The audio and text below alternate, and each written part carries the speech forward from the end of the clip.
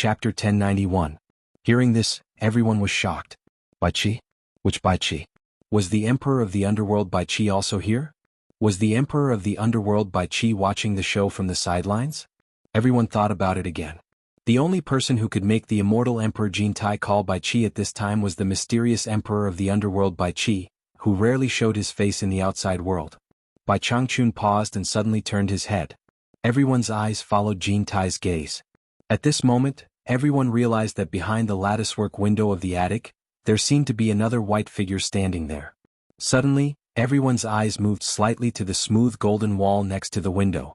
They saw a white hand with slender fingers cut through the golden wall like a knife cutting through tofu. Then another hand came out. The two hands moved to the left and right, and the thick golden wall was pulled apart like a curtain of beads. The soft, mud-like opening appeared on the wall. Wang Qing, who was standing on the highest point of the roof of the celestial palace, suddenly opened his eyes under the silver mask. He was also startled by the movement below and looked down in disbelief. He didn't expect that someone was hiding under his feet. They were so close, but he didn't notice them. The other party's cultivation level was obviously higher than his. Was it really the Emperor of the Underworld Bai Qi? At the gap of the golden wall that was torn open, a barefooted scholar in white clothes floated in the air. Looking at the two people who were locked in a stalemate below, he shook his head slightly and smiled. Then he walked out of the void step by step as if he was walking on water. This scholar in white clothes was the legendary Emperor of the Underworld? Everyone widened their eyes and sized him up. In reality, among the people present, not many had seen the Emperor of the Underworld Bai Qi. Suddenly seeing such an elegant and handsome scholar in white clothes, they were all a bit surprised. Was this person who looked like a weak scholar really the famous Emperor of the Underworld? It was really him. Yu Qianqiu was shocked. Suddenly he saw Bai Qi tilt his head and nod at him with a smile.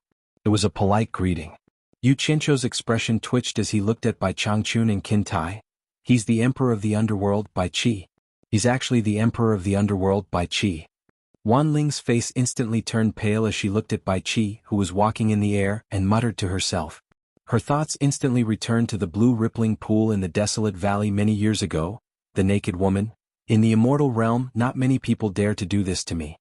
You have already done this to me, so you must take responsibility for me. The white-clothed scholar said, Take responsibility for you?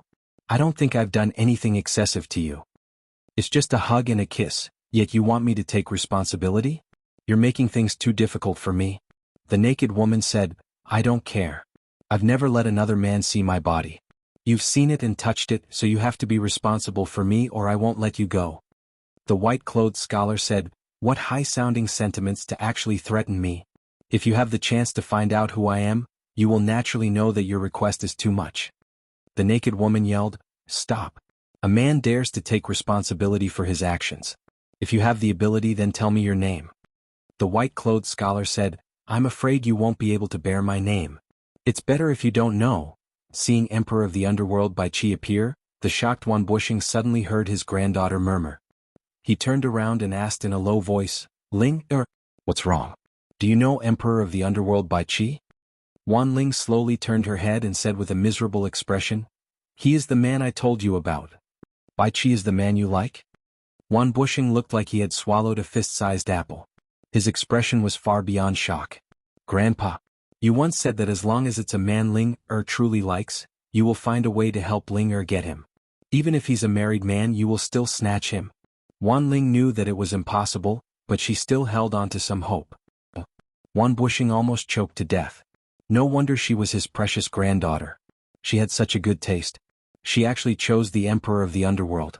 But was Bai Qi, the Emperor of the Underworld, someone you could get just because you wanted to? He couldn't help but sigh and shake his head with a bitter smile. Grandpa never dreamed that the person you met would be him.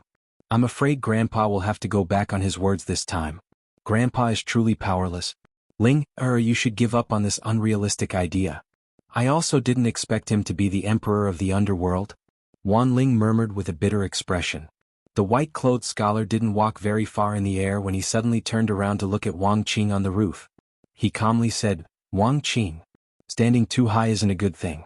There's a saying in the mortal world, the higher you stand, the more painful it will be if you fall. You better understand. Standing on the roof, Wang Qing remained unmoved. He only stared down and slowly replied, Thank you for your teachings, Emperor of the Underworld. Wang Qing will remember it. The white-clothed scholar didn't say anything else. He turned around and strode forward. His pace wasn't fast, but it was as if the ground had shrunk to an inch.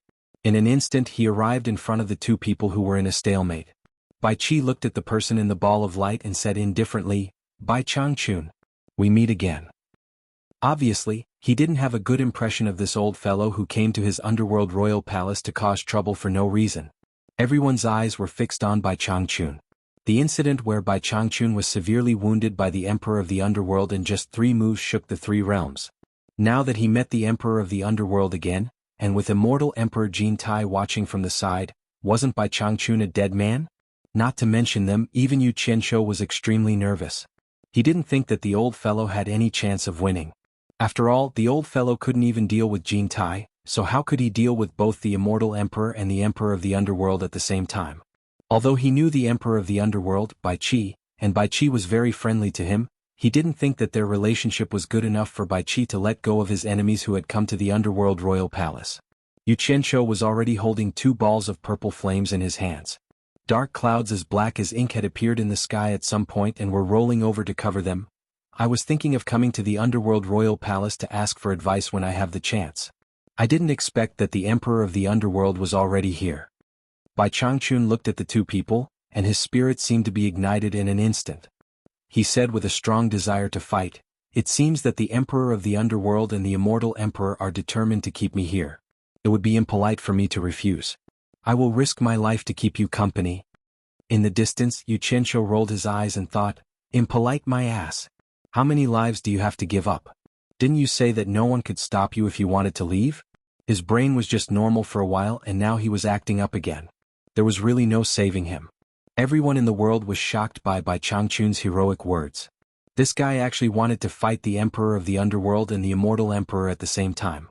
While sighing with emotion, they also felt that Bai Changchun was too brave. One Immortal Emperor was enough for him. Wang Qing, who was standing on the roof of the Immortal Palace, was also shocked by Bai Changchun's words.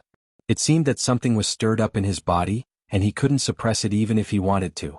He stared at Bai Changchun with cold eyes. Bai Qi snorted coldly and put down his hands.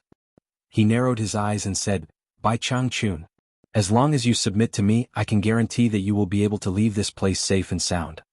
As soon as he said this, Jin Tai's eyes flashed strangely. At this moment, the sky gradually darkened. Everyone looked up and saw endless dark clouds covering the sky. It was as if a storm would come at any time, just like the situation at the scene. I will also say the same thing. Bai Changchun stared at Bai Qi with sharp eyes and said loudly, "If you want me to surrender, it's very simple. Kill me and make me fall at your feet." As soon as he said this, the sky became dark. There was not a single ray of light in the sky. The entire Immortal Palace was shining brightly between heaven and earth. From the darkness to the light, people could see the situation inside the glass cover more clearly. Why waste your breath on this stubborn guy? Jin Tai didn't give Bai Qi another chance to reply.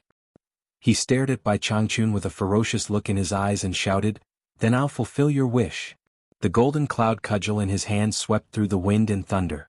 Bai Changchun didn't expect that an immortal emperor would disregard his dignity as an immortal emperor and launch a sneak attack in front of so many people.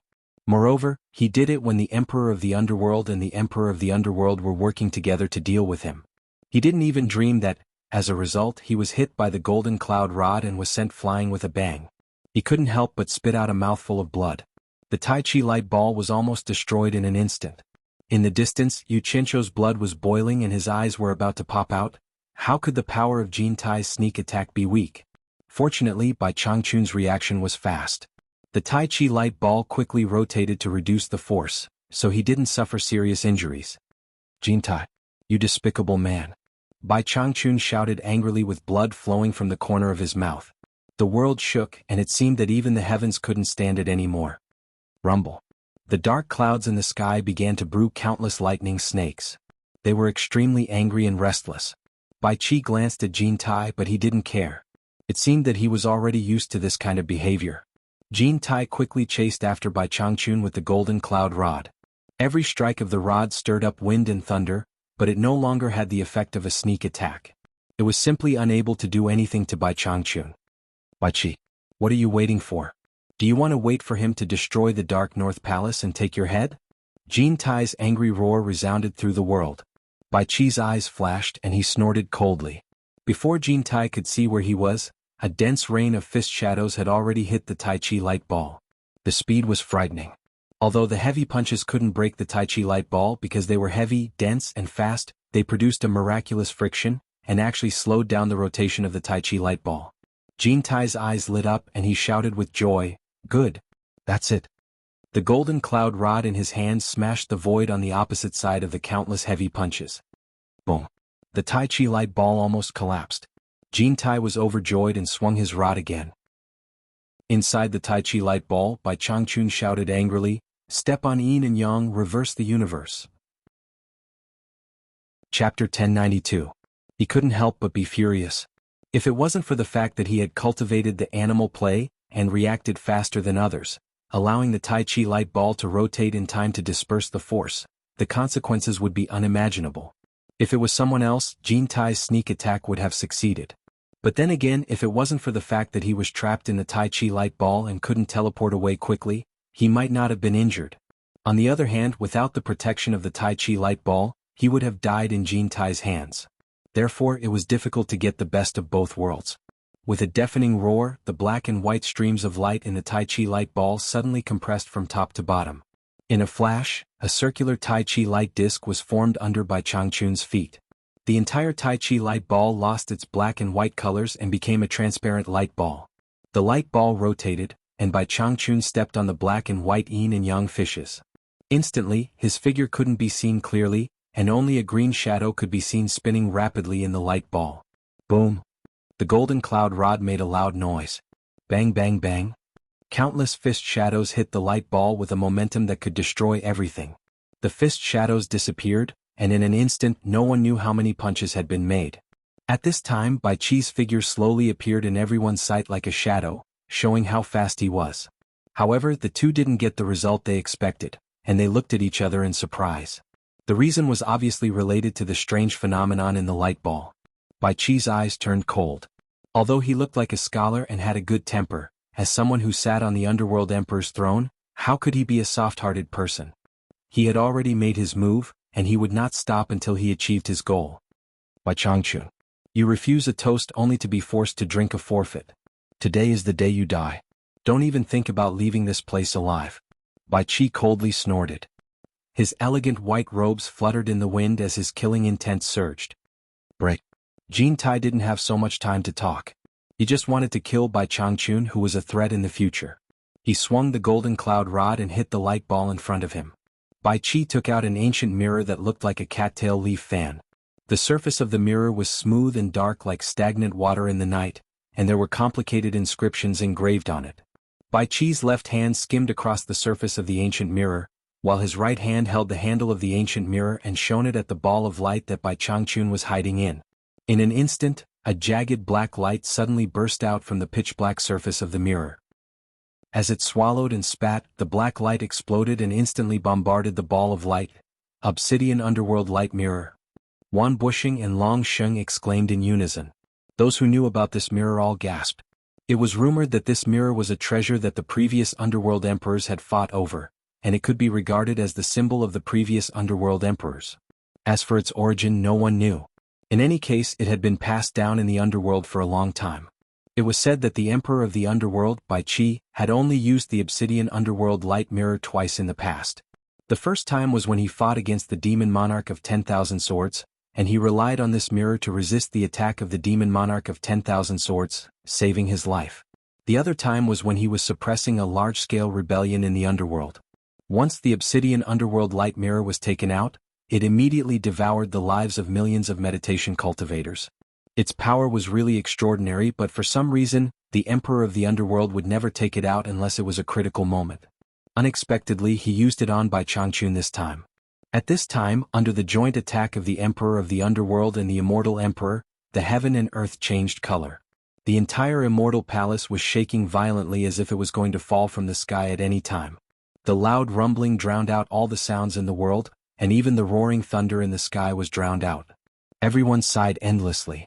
The Immortal Emperor took out the golden cloud rod, and the Emperor of the Underworld took out the obsidian underworld light mirror. Both of them took out their special treasures.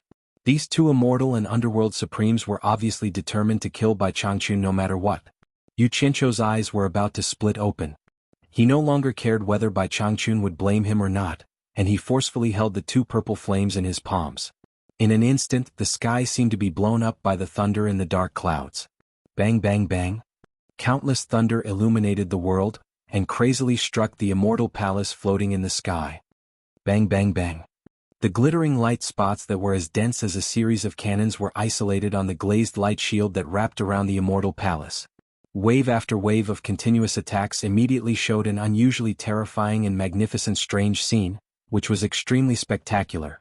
However, although it looked beautiful, it seemed to be a little less powerful. The glazed light shield was not moved at all. The sudden appearance of the strange phenomenon made everyone feel strange. How could there be such dense and continuous thunder? It was obviously not a natural phenomenon, but someone was driving it with a great technique. Everyone swept their gazes in all directions, seemingly wanting to find the person who had attacked from the shadows. Bai Qi and Jin Tai also couldn't help but take a look at the sky. The latter looked around and said sternly, "How dare you? Who is it?" As if to answer him, the dense and violent thunder in the sky suddenly disappeared, and condensed into a giant thunder with a diameter of tens of meters. In an instant, it broke through the dense dark clouds and struck down. Boom! A loud sound filled the world, and a powerful shock wave spread out with a rumbling sound. The glazed light shield that enveloped the entire immortal palace shook violently, and it was almost split open. Everyone could be considered to be experienced and knowledgeable, but they were still shocked. It was the first time they had seen such a thick thunder. It was too rare. "Who is it?" Jin Tai roared angrily. He was really angry. Today was his big day, but there were actually people who came to cause trouble one after another. This was intolerable. Don't look for him. This person can communicate with the heavenly thunder, and I have already experienced it. Bai Qi Ming stared at Bai Changchun with a serious expression. The ancient mirror in his hand once again pressed forward, and the uneven black light rotated rapidly, as if it wanted to grind the light ball and the person into powder. Him? I have formed a separate world here, and it should be able to prevent him from communicating with the outside world. Before Jin Tai could finish his words, he suddenly looked up and saw another giant thunder crashing down. He swung the golden cloud rod in his hand, and the glazed light shield that enveloped the entire immortal palace suddenly exploded with a sky-piercing golden light. Boom! The giant thunder was directly destroyed, and the powerful shock wave dispersed the dark clouds in the sky, allowing the sun to shine down again. And Yu Qianzhou, who was hiding under the golden umbrella, suddenly let out a muffled groan. His body swayed slightly, and a trace of blood seeped out from the corner of his mouth. Qin Yang quickly looked at the dispersed dark clouds in the sky, and she turned around in surprise, asking suspiciously, "What happened to you?" Yu Qianzhou's face was deathly pale, and he shook his head to indicate that he was fine. In reality, he was holding back a mouthful of blood and he was trying his best not to spit it out. Bang bang bang. The violent sounds of attacks became more and more frequent. Everyone looked over and saw that the immortal emperor and emperor of the netherworld had already increased their attacks, and no one knew how long Bai Changchun could last. Bai Qi, who was controlling the obsidian light mirror to increase its power, suddenly narrowed his eyes. He suddenly discovered that every time he and Jin Tai attacked, the Tai Chi light under Bai Changchun's feet would become more solid, as if it was collecting the energy from their attacks. By now, the Tai Chi light seemed to have become solid, and it was as smooth as a real object. Who knew how much energy it had accumulated? A terrifying thought flashed through Bai Qi's mind, and he quickly retracted the black light from the obsidian light mirror. He raised his hand and shouted, "We've been tricked." Jin Tai, stop. Jin Tai knew that Bai Qi wouldn't say something like this for no reason, so he quickly stopped and looked at him in confusion. Suddenly, everyone found that Bai Changchun, who was standing on the Tai Chi disc in the ball of light, had stopped. He suddenly opened his eyes, which were full of vigor, and a sonorous cold snort resounded through the sky. "Kintai, open your eyes and watch this old man break your golden world." His green robe swelled up as if it was filled with air, and the light ball outside quickly retracted into the Tai Chi light under his feet. His palms, which were on his lower abdomen, pushed to the left and right as fast as lightning. The black and white yin-yang fishes under his feet separated in an instant, splitting into yin and yang at the speed of lightning. Two bright light shadows shot towards the two people on the left and right. Ah, not good. Feeling the terrifying power contained in the two inconspicuous light shadows, Jin Tai and Bai Qi exclaimed at the same time, and almost subconsciously used the treasures in their hands to block. The obsidian light mirror in Bai Qi's hand suddenly burst out a powerful black light to kill the incoming white light, and the golden cloud rod in Jin Tai's hand instantly swelled to the size of a pillar, blocking himself. In the explosion of the strong light, Bai Qi looked up to the sky and spat out a mouthful of blood. He desperately controlled the ancient mirror to block the remaining power of the opponent's attack, but he was still sent flying. Kim Tae, along with the golden pillar, was also sent flying. Everyone only saw two powerful balls of light, one black and one white, explode rapidly. The glazed light barrier that enveloped the Immortal Palace rapidly expanded and collapsed. Then they heard a terrifying explosion that shook the heavens and the earth, almost deafening everyone. The people who were watching the show around were all blown away by the powerful shockwave. Fortunately, the glazed light shield first reduced most of the powerful impact, otherwise there would be a lot of casualties outside. Everyone stabilized their bodies and looked back again, only to see the sky full of golden dust flying, under the light of the setting sun, colorful and beautiful. Suddenly, hundreds of mountains around the Immortal Palace exploded, and the earth trembled violently. Those who had experience immediately judged that the foundation supporting the Immortal Palace to float in the air had all collapsed. Not good. The Immortal Palace is about to fall. Below the Immortal Palace there were screams everywhere. Countless streams of light desperately tried to escape. A huge black shadow rapidly descended from the sky and smashed down with a boom. The earth shook, and some people who didn't react in time were immediately suppressed under it. After many people fled to the distance, they couldn't help but look back and want to see what the falling Immortal Palace looked like, but the smoke and dust were everywhere, and they couldn't see anything clearly. Then he heard the endless sounds of fighting from inside. The powerful air wave instantly dispersed the dust in the surroundings. The once glorious Immortal Palace was now slightly tilting on the huge hillside. The majestic Golden Palace had already been mostly destroyed. The Golden Palace that was originally 100 meters tall was only left with a few meters of crumbled walls that were twisted and hideous in front of everyone's eyes. Chapter 1093. The Immortal Palace was destroyed like this? Everyone was dumbfounded. In the air, Jianghu, who had escaped in time when the Immortal Palace fell, held Yi Shuejuan with one hand and played with Lu Yanqing's arm with the other. Nye Shaoqian and the 6 great commanders were also floating in the air, looking at the battle below with pale faces. The 3 terrifying fellows were once again fighting to the death. It wasn't something that they, the so-called experts, could interfere in. Although they were usually regarded as experts in the celestial world, they were not worth mentioning at all in the eyes of the 3 people below. Any one of them could kill them in seconds. So even if they wanted to help the Celestial Emperor, they were powerless. What's more, some people were already looking at them suspiciously. No one knew what they were thinking. These people were still alive, but Wang Qing, who was standing high on the roof of the Immortal Palace, was missing. The sounds of fighting below stopped after a while. There was no other reason. Bai Changchun had formed another ball of light and was hiding inside it, stepping on the Tai Chi light disc. The gentle and elegant emperor of the underworld Bai Qi's white robe was messy, and his snow-white clothes were stained with his own blood. His image was greatly reduced. Immortal Emperor Jin Tai was not much better. The golden crown on his head was lost again and his hair was messy. One of them was holding the obsidian underworld light mirror, and the other was holding the golden cloud rod. They looked at Bai Changchun in the light ball and gritted their teeth. However, they did not dare to make a move. They had almost lost their lives, so they did not dare to be fooled again. In fact, if it were not for the treasures in their hands, they would have been removed from the immortal realm and the netherworld.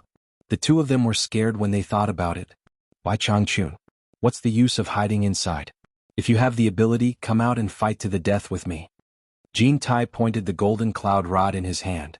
He could not hide the anger on his face. Not only was the Immortal Palace destroyed, but his reputation in the immortal realm was also ruined. Moreover, it happened on his happy day. He had countless reasons to be angry. Despicable people are not worthy of talking to me openly. Bai Changchun snorted disdainfully. He looked around at the 2 people and said indifferently, "Your heads will be temporarily placed on your necks. I will come back to take them in the future." The meaning behind his words was clear. He was leaving.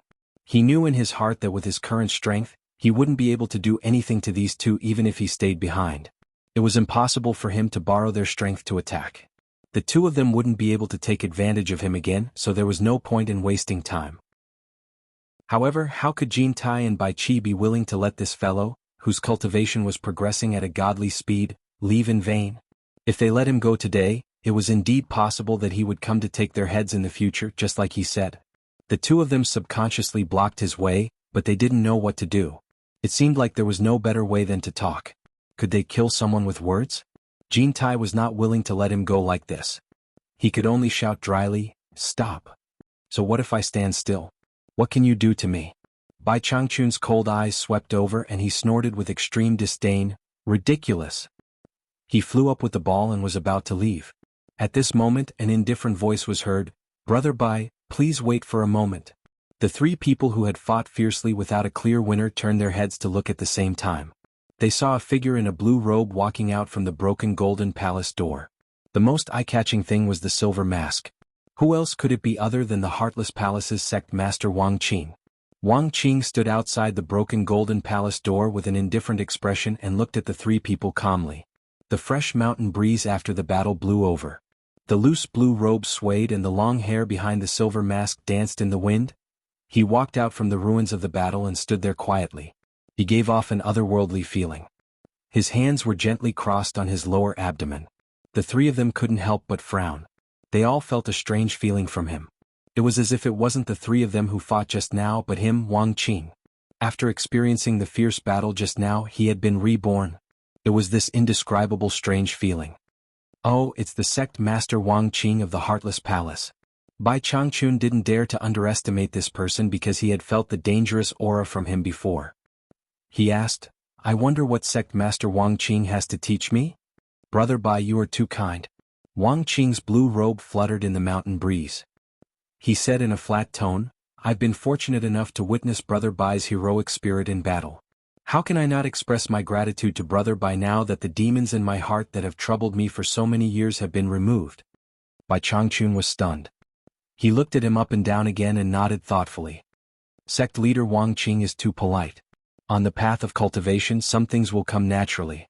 Even if others help you dig a path out of the ground, if you don't have enough foundation like water to flow smoothly, how can it become a canal? There is no need to say thank you to an outsider. Goodbye. Stepping on yin and yang, reversing the universe. Once this method was used, even the Emperor of the Underworld and the Immortal Emperor were helpless. I really admire you. Wang Qing looked at Bai Changchun's back and said lightly, "Wang Qing is not talented. I have comprehended the sixth move of the sword drawing style by chance, but I have never tried it. I didn't expect to see Brother Bai's unbreakable method today. I'm really excited." As soon as he said that, everyone was taken aback. Wang Qing had actually comprehended the sixth move of the sword drawing style. How powerful would it be? What shocked everyone the most was that Wang Qing's words were clearly to challenge Bai Changchun. Did he really think that the sixth move of the sword drawing style could break the method that even the Emperor of the Underworld and the Immortal Emperor couldn't break? The sixth move of the sword drawing style. Bai Changchun suddenly turned around and stared at Wang Qing. He vaguely guessed that the source of the aura that made him feel dangerous before was probably the sixth move of the sword drawing style. He asked, "You want to challenge me?" What a joke. Jin Tai laughed loudly. In fact, he felt insulted. He was an immortal emperor and the Emperor of the Underworld working together couldn't break the great method, but this Wang Qing actually challenged Bai Changchun at this time. It was clear that Wang Qing thought that he was stronger than him. Wasn't this a public slap to his face? He immediately shouted, "Wang Qing, you are just a defeated opponent of mine, how dare you speak so shamelessly here? The grievances between the three of us are not for you to interfere." Bai Qi's eyes flashed as he stared at Wang Qing. Wang Qing didn't seem to hear Jin Tai's words at all. He looked at Bai Changchun and said indifferently, "I am not challenging you. Brother Bai and Wang Qing are both late-stage immortal emperors, but Brother Bai fought the Emperor of the Underworld and the Immortal Emperors by himself. I think the three of you must have consumed a lot of your cultivation in this fierce battle." Wang Qing didn't think that if he challenged Brother Bai alone or learned from Brother Bai to challenge the Emperor of the Underworld and the Immortal Emperors, he would be at an advantage. "I really don't want to take advantage of this, so I want to challenge all three of you at the same time." Bai Qi, Jin Tai, and Bai Changchun glanced at each other and thought that they had heard wrongly. However, from their expressions, they could see that everyone heard the same unbelievable words. The surroundings were silent. Wang Qing actually wanted to challenge the Emperor of the Underworld, the Immortal Emperors, and Bai Changchun at the same time. Was he frightened by the battle just now? Only one person's expression was different from the others. It was the mythical Fire Palace's sect master Huojun, Huoxiao Zi, who personally created the six-dragon snow blue sword. His expression was slightly excited. He also wanted to see how much power the sword he spent tens of thousands of years to create would be in the hands of Wang Qing. Wang Qing's eyes under the silver mask had already slowly closed, ignoring the gazes of the crowd. His long hair fluttered down his back, and his blue robe was as calm as still water. A thick murderous intent lingered around his body, condensing and not dispersing as if it was real. He stood there straight like a sword stuck there. At this time Wang Qing didn't seem like he was Wang Qing but a sword. After Jintai was stunned, he suddenly burst into a monstrous laughter. His heart was filled with anger. He didn't expect that in one day he would depreciate to such an extent. Someone just came out and wanted to bully him. This was really seeing a ghost. The previous Bai Changchun was fine, but now even this loser jumped out to humiliate him. If he didn't set up the array, how could he bear it? How could he rule the entire immortal world in the future? The golden cloud rod in his hand pointed at Wang Qing and shouted angrily, "Wang Qing! How dare you? Good. I will fulfill your wish. There is no need for the two of them. Today I will let you understand what it means to live a life worse than death." Wang Qing's eyes suddenly opened, shining with a bright light.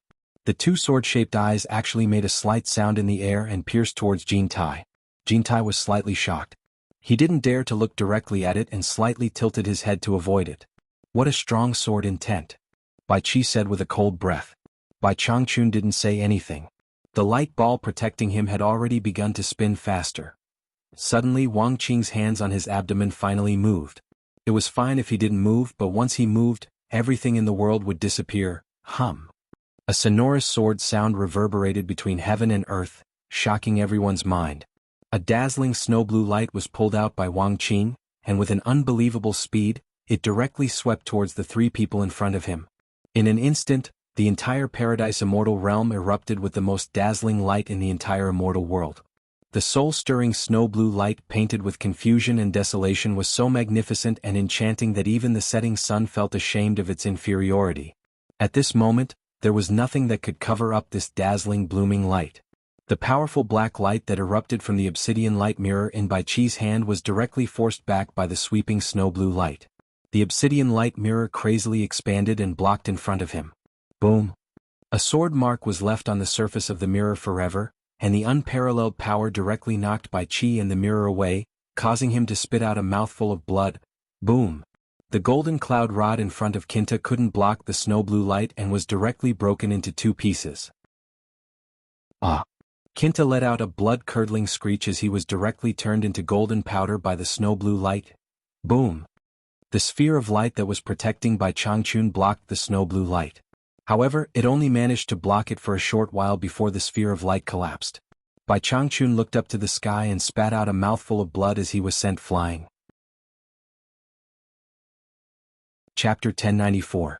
Everyone only felt that the world was covered in a snowy blue color and nothing else could be seen. After 3 loud bangs, the dazzling snowy blue light suddenly disappeared. The surroundings were still the same as before. Compared to before, they could not see any place that had suffered from a violent attack. They did not even feel any large fluctuations in the air. After 3 loud bangs, the snowy blue light disappeared and there was no more movement. Almost everyone did not see clearly what had happened. It was hard to imagine that Wang Qing had already made a move. However, the scream that came from Jintai's mouth did not seem fake. The most terrifying thing was that not only did Emperor of the Underworld Bai Qi and Bai Changchun fly far away, there was also a dark red mark at the corner of their mouths. They were slowly climbing up from the ground as if they had been seriously injured. Jintai's golden cloud rod was broken into 2 pieces on the ground. Where did Jintai go after that scream? Everyone looked at Wang Qing, who had brazenly pulled out a snowy blue light, in bewilderment. A huge sword with an extraordinary aura and a strange shape stood at the place where Wang Qing had just stood. It was a full 5 meters long, sparkling and translucent snowy blue. The sword hilt was formed by 6 flying dragons, and the entire huge sword was surrounded by flowing lights. Such a huge sword? Everyone was shocked. Bai Qi and Bai Changchun, who had been injured by the sword, had solemn expressions as they looked at the sword. One look and they could tell that this sword was extraordinary. Ing, the sound of the sword rang out, and the huge sword was slowly inserted into the ground. As the snowy blue huge sword disappeared, Wang Qing, who was standing behind the huge sword, gradually appeared in front of everyone. After the sword was inserted into the golden ground, the sword hilt, which was formed by 6 flying dragons, was just in front of Wang Qing. The eyes behind the silver mask were still indifferent. His hands were crossed on his abdomen, unmoving as if nothing had happened. However, at this moment he made everyone feel a huge invisible pressure. The sect leader of the mythical fire palace, Wujun, looked at the huge sword inserted into the golden ground and was extremely excited. Wang Qing had indeed not let down his efforts. At this moment, dense dark clouds rolled in from all directions, accompanied by the sound of thunder. A majestic and vast chi floated and vibrated between heaven and earth. Everyone quickly looked around the sky and they were all slightly shocked. This movement had already begun to form the Dharma of heaven and earth, and it was obvious that someone was controlling it. Under the golden umbrella, Qingyang's eyes flashed as she looked at Yu Qianqiu. In actuality, when the furious lightning struck the immortal palace, she faintly suspected that it had something to do with Yu Qianqiu. In the end, she saw Yu Qianqiu looking around in shock, as if he didn't know what was going on either.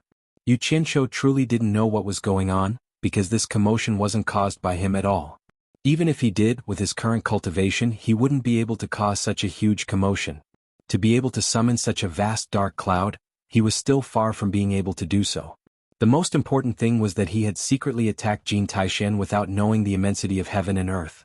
As a result, Jin Taishuan's counterattack made him understand that there were some levels of fighting that he could not intervene in with his little cultivation. He was heavily injured on the spot, but he didn't show it. Now, he was silently recovering, and there was no way he could forcefully use his cultivation to do anything. Brother Bai, could it be that you still want to put up a feudal resistance? Wang Qing calmly looked at Bai Changchun and said, the lightning that Brother Bai summoned couldn't even break through the barrier of the immortal palace. Do you really think it can do anything to me? He also mistakenly thought that the heavenly lightning that struck the barrier was summoned by Bai Changchun. When everyone heard this, they saw golden arcs of light flashing around Bai Changchun's body, faintly drawing in the majestic and vast chi between heaven and earth. At this time, the dark cloud with countless lightning snakes in the sky plunged the earth into darkness again. Bai Changchun didn't explain that he wasn't the one who caused the lightning. He just snorted and said, Sect leader Wang Qing's sword drawing style is indeed worthy of its reputation. It can actually condense such a powerful force into a single line in an instant without any leakage. On the contrary, I feel that this trip wasn't in vain. Wang Qing said indifferently, although it's my first time meeting Brother Bai, I feel like old friends at first sight. From today onwards, the immortal world will belong to my heartless palace. I heard that Brother Bai has always been a loner. Why don't you join my heartless palace? I promise I won't restrict Brother Bai's freedom. What does Brother Bai think? Everyone was shocked when they heard this. The Heartless Palace was the #1 sect in the celestial world. Now that Wang Qing had displayed his valiant strength and killed Celestial Emperor Jin Tai, it was just as Wang Qing had said, the celestial world was indeed going to belong to the Heartless Palace. At this point, Bai Changchun shouldn't refuse such a temptation. If Wang Qing and Bai Changchun joined forces, perhaps even Emperor of the Underworld Bai Qi would be in danger. Bai Qi quickly glanced at the two of them warily. Suddenly, a burst of laughter echoed throughout the ruined immortal palace. He said, what a joke. How can the immortal world belong to your heartless palace when I'm still here? What a fool's dream. Jin Tai. Bai Qi exclaimed and looked around in surprise. Bai Changchun also looked around in shock. The others didn't see it clearly, but the two of them saw with their own eyes that Jin Tai was killed by Wang Qing's sword.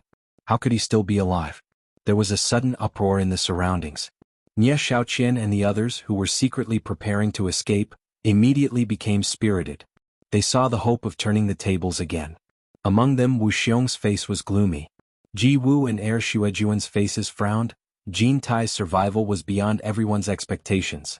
Even Wang Qing's usually calm eyes flashed with surprise as he looked around vigilantly. Beside Emperor of the Underworld Bai Qi, a golden light shone on the ground. The well-dressed Jin Tai suddenly rose from it. He opened his hand, and the two halves of the golden cloud rod immediately fused together. In the blink of an eye, the two halves returned to their original state and flashed into Jin Tai's hand. Are you really Jin Tai? You really didn't die? Bai Qi was overjoyed and asked. Although the two of them were usually at odds, they always relied on and supported each other at critical moments. This was beneficial for the two of them to rule the immortal world and the netherworld. The others were also examining the new immortal emperor Jin Tai. In the distance, Yu Qianqiu revealed a thoughtful expression as he pondered about the matter of Jin Ling. I've already cultivated the immortal golden body. It's a big joke to want to kill me. I'm just temporarily avoiding the blade. Jin Tai glanced at Bai Qi and stared at Wang Qing. He sneered and said, Wang Qing, others don't know your details. Do you think you can fool me who has fought with you before? Your sword drawing style consumes a lot of cultivation. After the same style is used, you need at least 6 hours to recondense your essence, qi and spirit before you can use it again. The same style can't be used continuously. The first 5 styles of the sword drawing style are simply child's play for the 3 of us. Are you trying to delay time here? Ah, so that's how it is. Everyone was suddenly enlightened and thought that Wang Qing was going to be unlucky this time. Even Emperor of the Underworld Bai Qi touched the sword mark on the obsidian light mirror and stared coldly at Wang Qing. However, Wang Qing still stood there without worry or fear. His gaze was indifferent as he said, This is indeed a problem. The shackles of the sword drawing style made me not dare to act rashly before. I have been looking for a solution for many years. However, once I give up the powerful power of the sword drawing style, the sword drawing style becomes meaningless. Speaking of which, I have to thank the 3 of you for the fierce battle, which made Wang Qing have a new understanding in an instant. Even if you can draw the sword continuously, I want to see how many times you can withstand the consumption of the sword drawing style with your cultivation. Jin Tai pointed the golden cloud rod in his hand and said with a hideous smile, Today I will take your little life to correct the rules of the celestial world. I will let the world know the consequences of disrespecting the ruler as a warning to others. Why do I need to draw the sword a few more times? 1 sword is enough. Wang Qing said lightly, Jin Tai, I don't believe that you can really keep your golden body indestructible under the 7th style of the sword drawing style. I will wait and see. There is a 7th style of the sword drawing style. There was an uproar in the surroundings. How powerful would it be? Bai Changchun frowned slightly, Bai Qi's pupils shrank suddenly, and Jin Tai's expression was slightly stiff. Only he knew whether he could really keep his golden body indestructible or not. Brother Bai, I will ask you for the last time. Wang Qing looked at Bai Changchun calmly and said word by word, Are you willing to join my heartless palace? Bai Changchun, don't listen to his bewitchment, he is making a last-ditch struggle. Without waiting for Bai Changchun to answer, Qin Tai resolutely continued, As long as you and I stand on the same side and kill this evil together, I will now guarantee in front of the world that I will let bygones be bygones for everything you have done today. He said that Wang Qing was making a last-ditch struggle, but in turn he pulled Bai Changchun to deal with Wang Qing together. It could be said that he showed his capricious side without a doubt. Everyone couldn't help but ask themselves, how could they dare to believe such a despicable person? How can I miss the opportunity to experience the 7th style of the sword drawing style of sect leader Wang Qing? As soon as these words came out, everyone was stunned. Even Bai Qi looked at Bai Changchun with some surprise. He didn't expect that Bai Changchun would be so obsessed that he would believe Jin Tai's nonsense. Who knew that in the blink of an eye, Bai Changchun pointed at Jin Tai and shouted angrily, Jin Tai, you despicable person, do you think that I am a fool who can be easily fooled? This old man will not miss the 7th style of the sword drawing style. This old man will also take your dog head in the future. The meaning of his words was very clear. He would not rely on anyone, nor would he ally with anyone. Jin Tai's expression twisted, and he immediately turned hostile and said, You will live through today first. He secretly communicated with Bai Qi, and a black light and a golden light attacked almost at the same time, launching a sneak attack on Wang Qing. Swoosh swoosh swoosh. 6 consecutive sword cries seemed to combine into one. 6 silhouettes of hands grabbed the 6 dragons on the hilt of the 6 dragon snow blue sword and pulled it out at the same time. The huge sword immediately turned into 6 dazzling blue lights. 6 shadows of hands appeared in front of Wang Qing, and at the same time they pulled out the sword. It was as if there were 6 divine dragons imprisoned in his hands, and when he waved his hands, the 6 majestic dragons immediately roared and flew out. Chapter 1095. Roar. 6 dragons roared at the same time, shaking the heaven and earth. 6 giant dragons shining with a snowy blue light attacked at the same time with an earth-shattering momentum. Bang! Bang. With two loud bangs, the black light from the obsidian light mirror was directly dispersed, the golden cloud cudgel was bounced off, and the 6 giant dragons attacked at the same time. The 2 swift sneak attacks were instantly destroyed. The 2 huge snow-blue dragons chased after the 2 attackers in an imposing manner, as if they could devour the 2 of them in one gulp. Bai Qi and Jin Tai were shocked, and they teleported away at the same time. When they appeared again, the golden cloud cudgel was as thick as a pillar, and the obsidian light mirror was as big as a hammer. I don't believe that your broken sword can be stronger than the 10,000 swords of the demonic monarch of swords. Jin Tai's angry roar overshadowed the thunder. The 2 could become the supreme swordsmen of the immortal realm and the netherworld, so they were not cowards who could be easily scared off.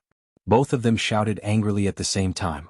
The golden and white silhouettes turned around and faced the 2 dragons that were chasing after them. Their clubs and hammers were smashed, and the rumbling sounds shook the heavens. The 2 men and the 2 dragons were engaged in a fierce battle.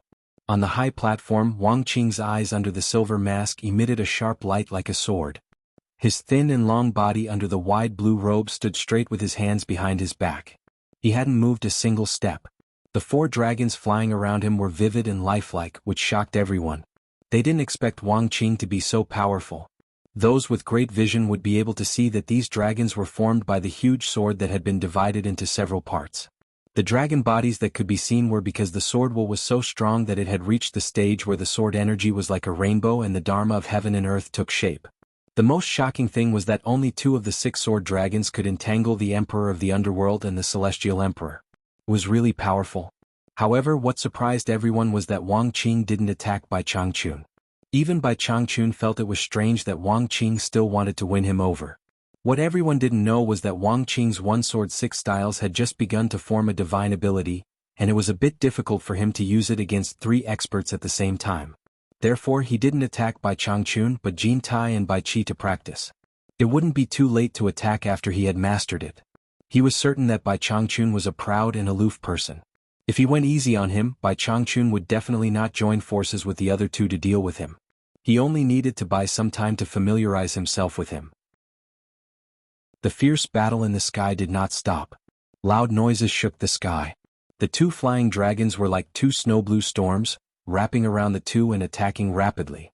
Jin Tai suddenly transmitted his voice, "Bai Qi, since you are fast, why don't you find an opportunity to launch a sneak attack and break his sword-drawing style? By then he will definitely die." Bai Qi glanced at Wang Qing, who was as still as a mountain, and saw that there were still 4 flying dragons circling around him. Bai Qi could not help but feel angry and annoyed. Just one of them would take a lot of effort and now he had to deal with 5 at the same time. Wasn't he just looking for trouble? Immediately, he sneered and transmitted his voice back, "Help me lure 2 flying swords away from him first." What he meant was that they would each deal with 3 flying swords and no one would suffer a loss. Jin Tai immediately shut his mouth. If he dared to run over, he was afraid that he would not just lure 2 flying swords away but 4 flying swords. However, Jin Tai and Bai Qi weren't to be trifled with. It was a bit of a stretch for the 2 wyverns to try and stop them. By the time the 2 gradually let go of their attacks, the 2 wyverns had already been beaten back to their original forms. With Jin Tai's cunning, he immediately realized that something was wrong. In such a situation, Wang Qing still did not release the other 4 flying swords to win. It was not that he did not want to but that he could not. Jin Tai immediately shouted, "Bai Changchun, he can't control 6 swords at the same time. Why don't you take the opportunity while we are holding him back to kill this thief?" Now that things had come to this, Bai Changchun also faintly thought of this possibility. However, how could he do something like taking advantage of others' difficulties? He coldly snorted and said, "Shameless. How dare you point your fingers at this old man? You." Jin Tai hatefully shut his mouth. He did not want to have another enemy now. At this time, the unmoving eyes of Wang Qing suddenly burst out with an even brighter splendor. He indifferently said, "Jin Tai, I will satisfy your request. I will let you have a taste of 6 swords." The blue robe waved his large sleeves and 2 fingers stabbed out with the driving sword technique. Roar! The 4 snow-blue flying dragons shone with blue light under the inky black clouds. They roared angrily and their huge bodies wriggled. With a loud bang, they split into 2 and shot towards Jin Tai and Bai Qi. Just one flying dragon was not easy to deal with for the 2 of them. If they continued to fight, they would simply be courting death. Jin Tai did not expect that he would make a wrong judgment. He angrily shouted, "Go!" With a wave of his staff that could shake the mountains and rivers, he pushed back the entangling flying dragons and teleported away. Bai Qi also quickly escaped. Although the 6 flying dragons were strong, they did not have the nimbleness of the flying swords. They were too much of a burden. Before they could catch up to the 2, they immediately returned and flew around Wang Qing. No one thought that this would be the result. Bai Qi and Jin Tai were actually chased away by Wang Qing. Such a subversive thing was hard for everyone to accept. The people of the Immortal Palace were terrified. They did not think that the Immortal Emperor would abandon them and run away. Nie Xiaoqian flashed to the side of Yu Qianqiu and Qingyang and anxiously said, "Quickly, follow mother. When the tree falls, the monkeys scatter." Even Jin Tai ran away. "Where else can we go?" Qingyang self-deprecatingly sneered.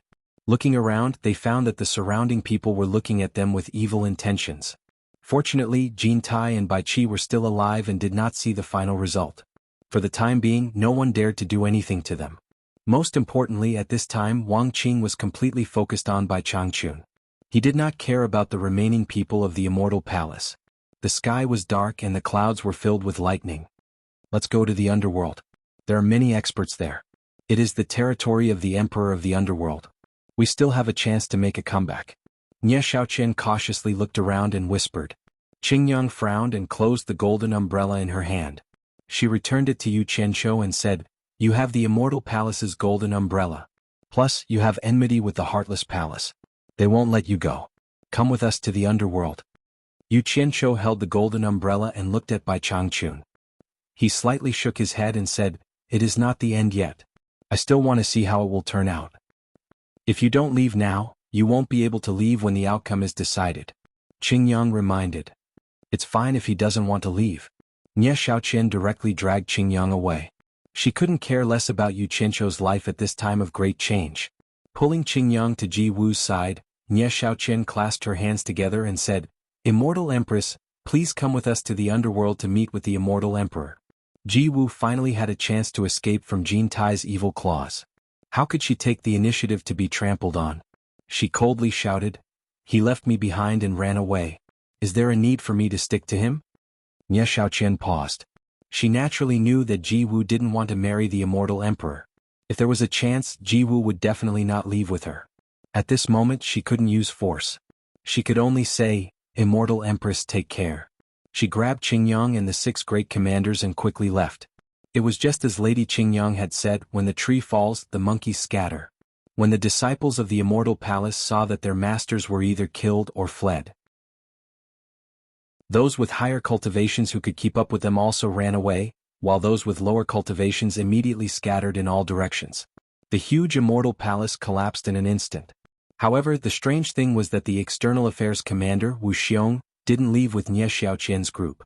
Instead, he flashed to the top right of Wang Qing and solemnly said, "Big brother, when the underworld found out that you were going to cut off all means of retreat during Jin Tai's wedding, they immediately made preparations in advance. When they received the news of Jin Tai's defeat, they immediately attacked the Dark North Royal Palace. Who would have thought that Bai Qi would also be here and would be defeated by you together with Jin Tai? This is good, we don't need to be afraid of their alliance. You alone can deal with both of them. Big brother, you should immediately go to the underworld and help father and auntie." As soon as he said this, everyone was shocked. Wu Xiong actually called Wang Qing big brother. Who were their father and aunt? Why did they want to attack the Dark North Imperial Palace? Could it be that Wu Xiong and Wang Qing were brothers? Could it be that someone had been accumulating power to overthrow Jin Tai and Bai Qi? "I know what to do. Get out of the way," Wang Qing shouted. He stared at the slightly surprised Bai Changchun and said word by word, "Brother Bai, Wang Qing will give you one last chance. Are you going to join my Heartless Palace or not?" The flying dragons flying around him became more and more ferocious. Wu Xiong frowned and quickly dodged to the side. He went to the side to appease his shocked subordinates and ordered them to go to the various mountains of the Paradise Wonderland to collect the wealth left by the Immortal Palace. Many people were envious when they heard this, but most of them came alone. Moreover, no one dared to compete with these 2 brothers for the wealth left by the Immortal Palace. This old man is not a person who fawns on the rich and powerful. Bai Changchun slowly floated into the air and flatly refused. This old man wants to see how powerful the 7th move of the sword drawing style is. Hearing this, everyone couldn't help but sigh. They all felt that this Bai Changchun was a little tactless. Yu Qianqiu almost fainted when he heard this. This old man is really crazy. You can't even withstand the 6th move of the sword drawing style and you want to withstand the 7th move? Didn't you see that Bai Qi and Jin Tai were scared away? Brother Bai, you are digging your own grave. Wang Qing said calmly. That's not necessarily true. Bai Changchun, who was in the air, said in a cadence, your 6th move is superior in terms of purity, and 1. The explosive speed is so fast that I can't neutralize the power of that move with my current understanding. If you can use the 6th move now, this old man can only run away. As for the 7th move, it is indeed several times more powerful than the 6th move. Unfortunately, it is a little mixed. With this old man's understanding of power, I don't think it can do anything to me. Since I can't make you change your mind, what's the point of keeping you alive? The 6 flying snow-blue dragons around Wang Qing immediately roared in the sky. Clap. Bai Changchun clapped his palms together in the air and closed his eyes. His lips moved and his green robe fluttered in the wind. A sonorous sound flowed slowly between heaven and earth. Ignore the common people, ignore the ghosts and gods and don't touch karma. Close your eyes, cover your ears and dry your heart. Only seek the dragon crouching technique. Chapter 1096. The bleak tone in his voice revealed his persistent pursuit of endless bitter cultivation. The road was long and arduous and he would continue to search for it. The mood in just 2 sentences made everyone's mind slightly stunned, and they looked back and sighed with emotion on the path of cultivation in this life. As the words flowed, the clouds in all directions moved, and the rolling dark clouds in the sky surged rapidly. Thunder rumbled one after another, and the momentum from all directions surged and condensed towards Bai Changchun, who was floating in the air. A mighty heaven and earth Dharma idol seemed to want to help him. Close your eyes, cover your ears, dry your heart, and only seek the dragon subduing technique. I want to see how Brother Bai will subdue Wang Qing's 6 dragons' snow-blue sword.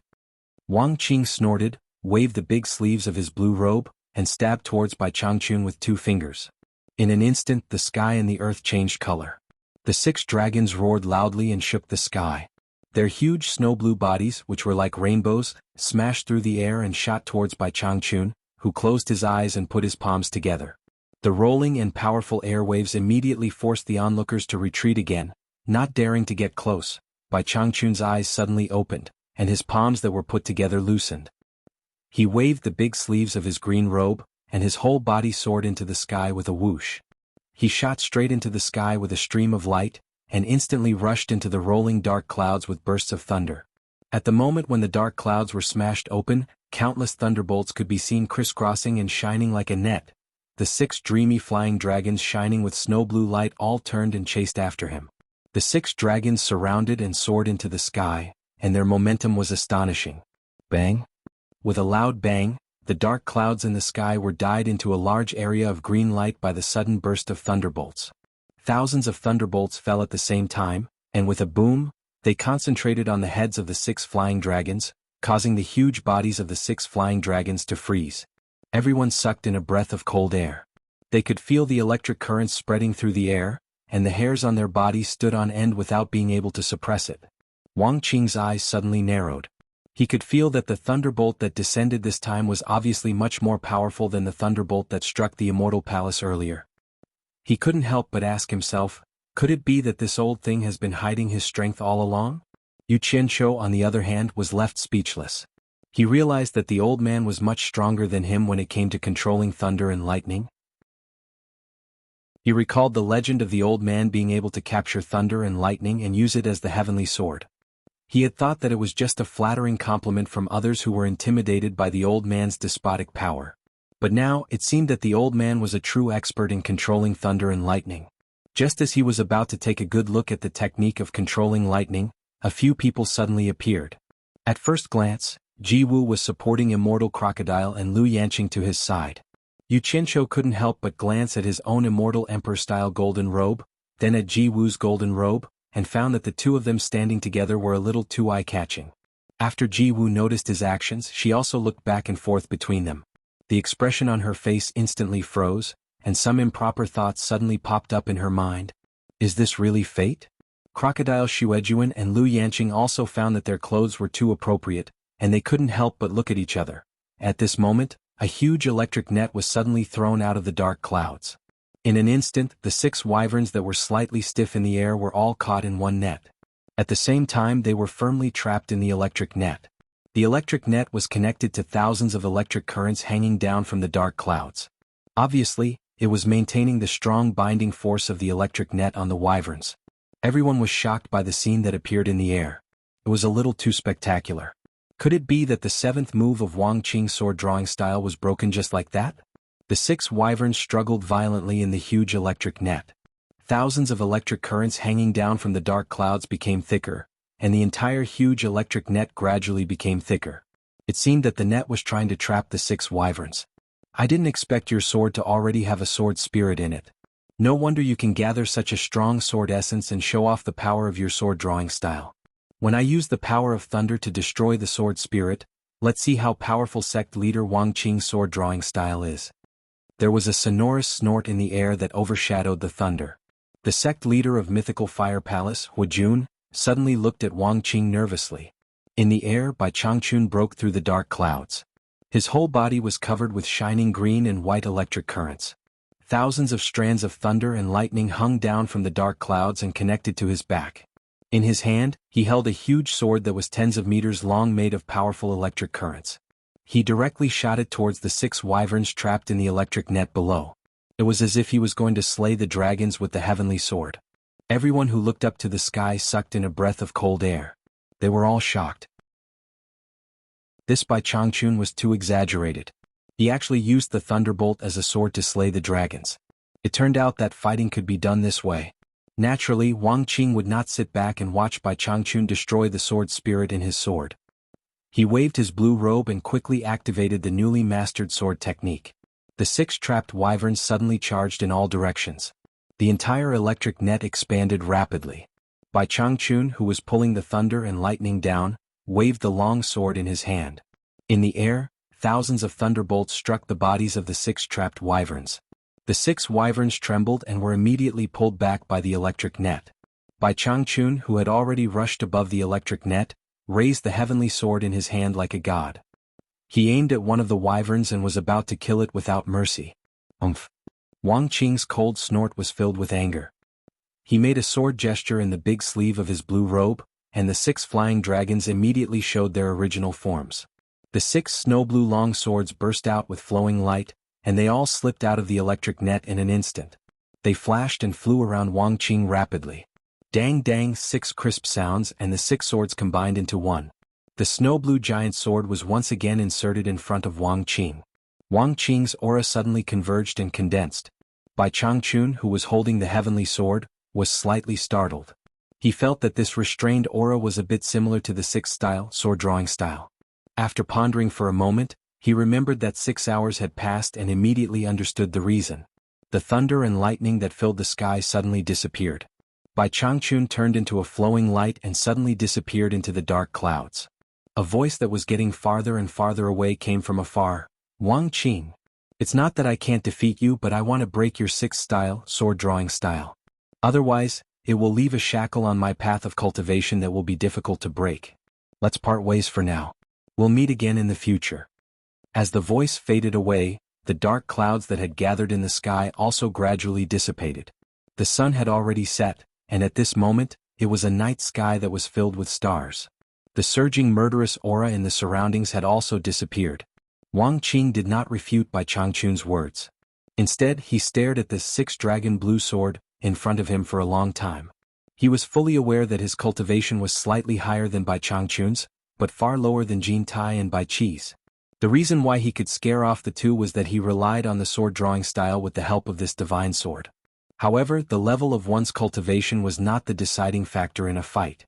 The key was whether one's methods could restrain one's opponent.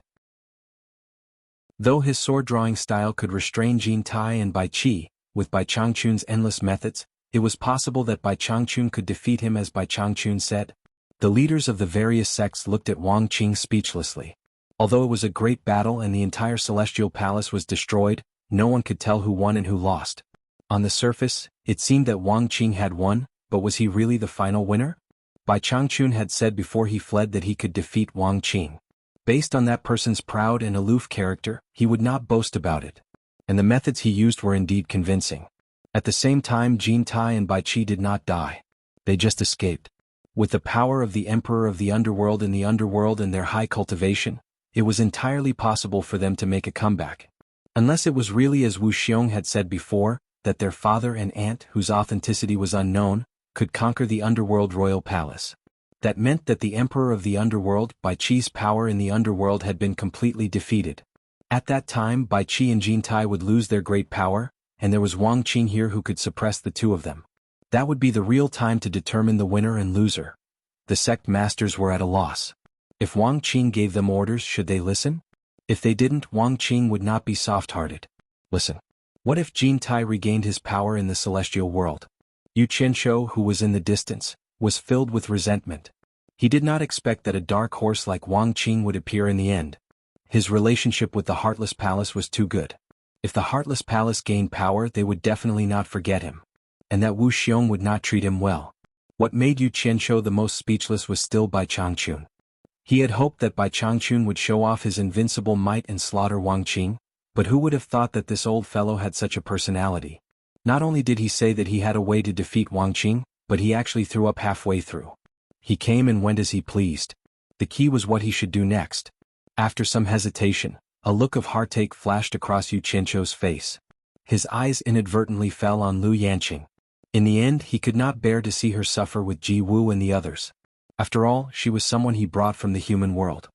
He frowned and whispered, "Shouldn't you go back with me?" Lu Yanqing glanced at Ji Wu and Yi Shuejuan. She knew that they would not have a good time in the future. If she followed them, she would become a burden to them. So she silently nodded to Yu Qianzhou, agreeing to go back with him. Yu Qianzhou grabbed her hand. He wanted to find a place to teleport away while Wang Qing and the others were still not paying attention to him. Unexpectedly, Yi Shuejuan reached out and grabbed his other hand as soon as he grabbed Lu Yanqing. "Old monster. What are you doing? Stop fooling around. Let's run for our lives." Yu Qianzhou looked back at him in surprise. Yi Shuejuan held his hand tightly and did not let go. He said in a deep voice, "Do you think Ji Wu and I can escape? That's why. Let's take advantage of the fact that they haven't reacted yet and run as far as we can. Let go of her." Yu Qianzhou lowered his voice and waved his hand. Ji Wu also looked at Yi Shuejuan with some confusion. Why was he still pestering Yu Qianzhou at this time? Yi Shuejuan said with a ferocious face, "Yu Qianzhou, with Ji Wu's cultivation she can't escape. What makes you think you can escape with Miss Lu? You scoundrel, what you said before about not being able to take us away must be a lie. I can let bygones be bygones, but now I only ask you one thing. Will you take us with you?"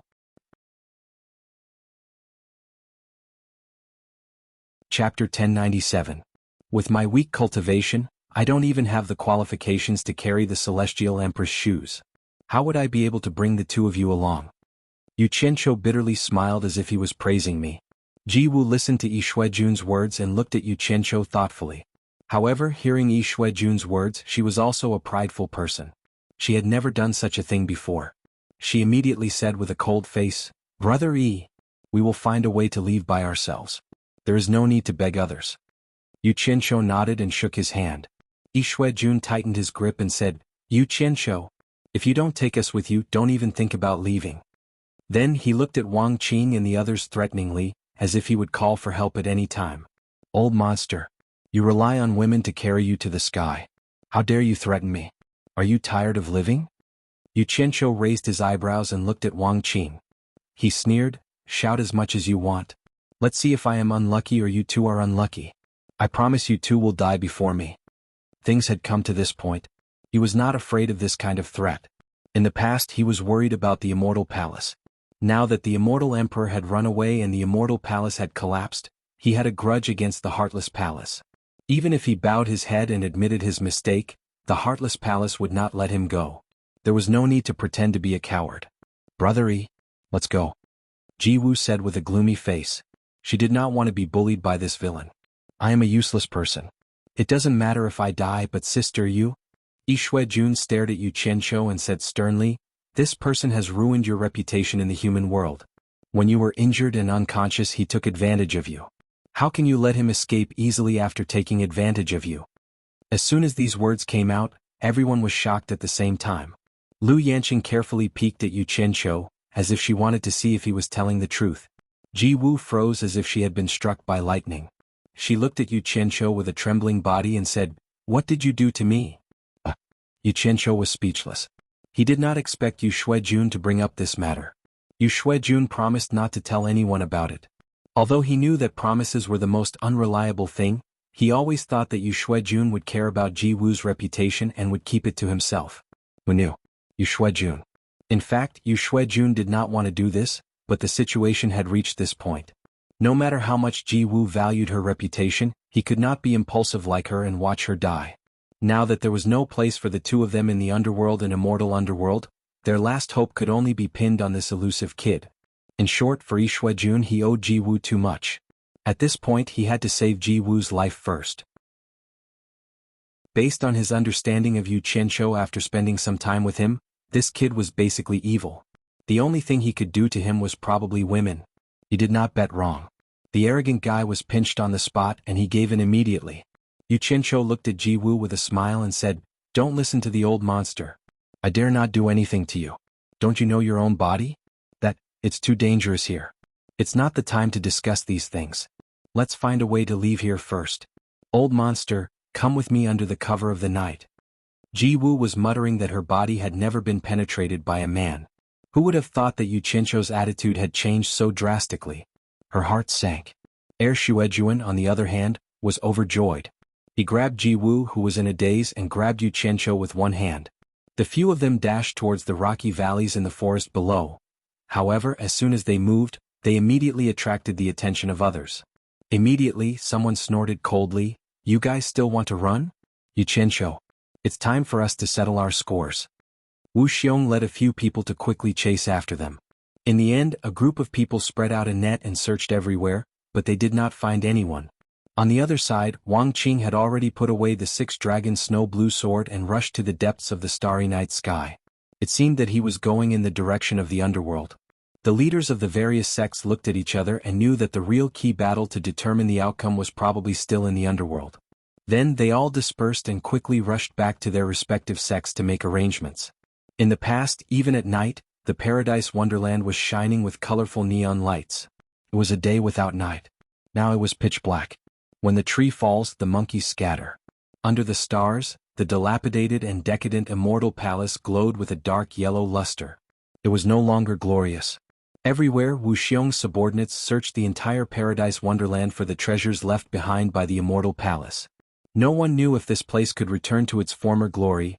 In the underground base of the hero army of the realm of gods, Yi Shuijun and Lu Yanqing looked around. They did not understand where Yu Qianqiu had brought them. Ji Wu's expression was a little dull. Yu Qianqiu quickly said a few words to Zhang Peng, who had rushed over. He turned around and spread his hands. "Okay. You are safe for the time being. The people from the immortal and underworld should not be able to come here in a short time. Remember not to run around. Otherwise, don't blame me if you encounter trouble." "I knew you had a backup plan." Yi Shuijun clicked his tongue. His whole body seemed to relax. He looked around and asked, "What is this place?" "The realm of gods. The people in this area are all my people. Listen to their arrangements. I still have things to deal with now." Yu Qianqiu pointed to a few people and said to Zhang Peng, "I'll leave them to you." Zhang Peng had just received the order when Ji Wu suddenly let out an incomparably sharp scream that pierced everyone's eardrums. She suddenly grabbed Yu Qianqiu's chest with lightning speed and said in a stern voice, "What did you do to me?" Zhang Peng looked at his master weakly. Lu Yanqing looked at Yu Qianqiu with a strange expression. Yi Shuijun looked a little embarrassed. Yu Qianqiu held her hand and smiled awkwardly. "I really didn't do anything to you. I just hugged you to save you when you were unconscious. I really didn't do anything else. Let go. I have to hurry to save people or else it will be too late." Slap. Ji Wu suddenly slapped Yu Qianqiu. The slap was extremely loud and everyone present was stunned. Ji Wu grabbed him crazily and hissed, "I don't believe it." Slap, slap. Yu Qianqiu was angry. He immediately retaliated with 2 slaps. Ji Wu staggered and covered her face. Yu Qianqiu pointed at her and said angrily, "Bitch, you are now a chicken in distress. Do you think you are the golden phoenix of the immortal palace? I'll tell you the truth. I touched your ass. No matter where on your body I touched you. I have already slept with you. Even if you take off your clothes, you are only 2 pieces of meat. Do you think you are a treasure? If it weren't for the fact that I have slept with you, you would still be trapped in the heaven and earth universe formation waiting to die. Bastard. How dare you slap me in the face, bitch? Yu Qianqiu spouted a series of vicious words. He had no time to recall what happened in the past with her.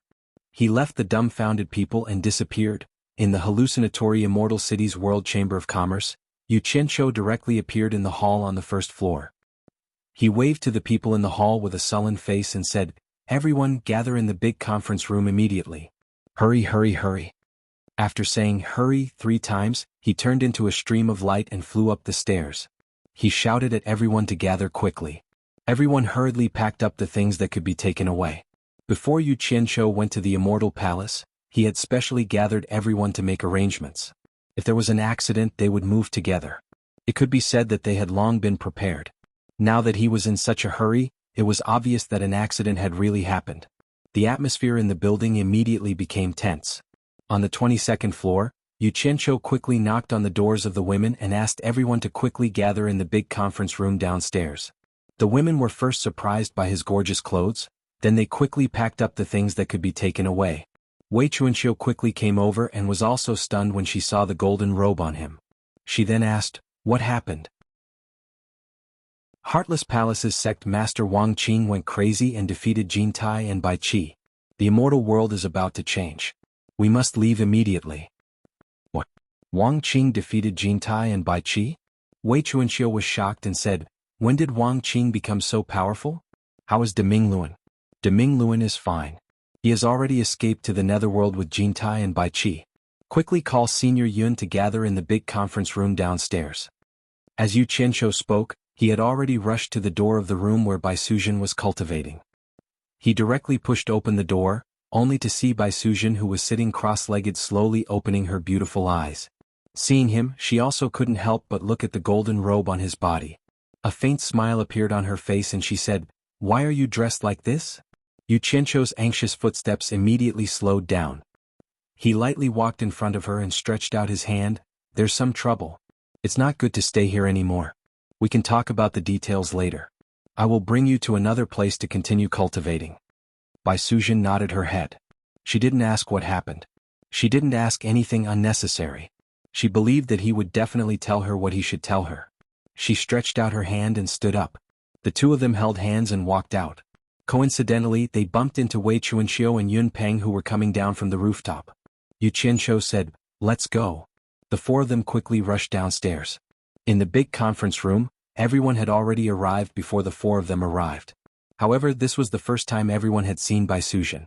Seeing the luxuriously dressed Yu Qianqiu holding hands with her in public, the others were a little curious, while the expressions of the girls were a little unnatural. Now was not the time to explain too much.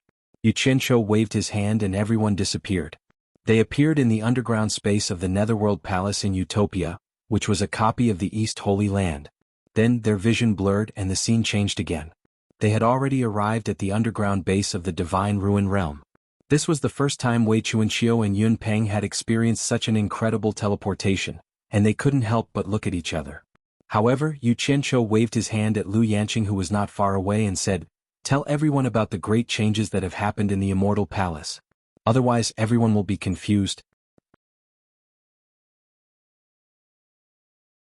Chapter 1098. The lords of the various countries and Lu Yanqing were all old acquaintances, so they did not stand on ceremony. They surrounded her and asked what was going on, but Lu Yanqing was really not an expert at telling stories. She had told such a good topic like a piece of wood, but such a shocking change still caused everyone to boo again and again. Especially after hearing about Bai Changchun's feat, they were excited and emotional. There was also some pride in it. They all lamented that the #1 expert who once deterred the world was still as powerful as before in the immortal world.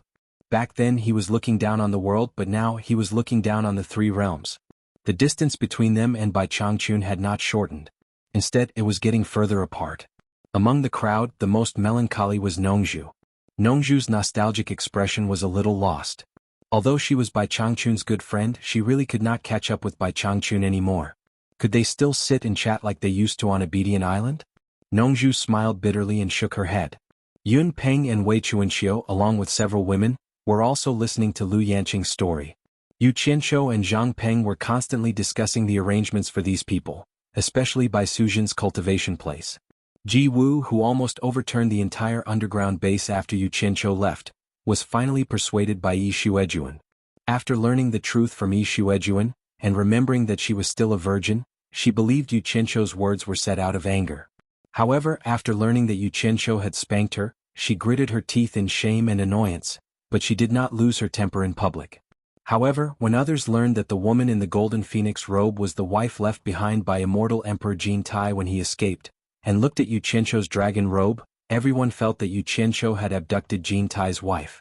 After the discussion was over, Yu Qianqiu looked around and suddenly realized that something was missing.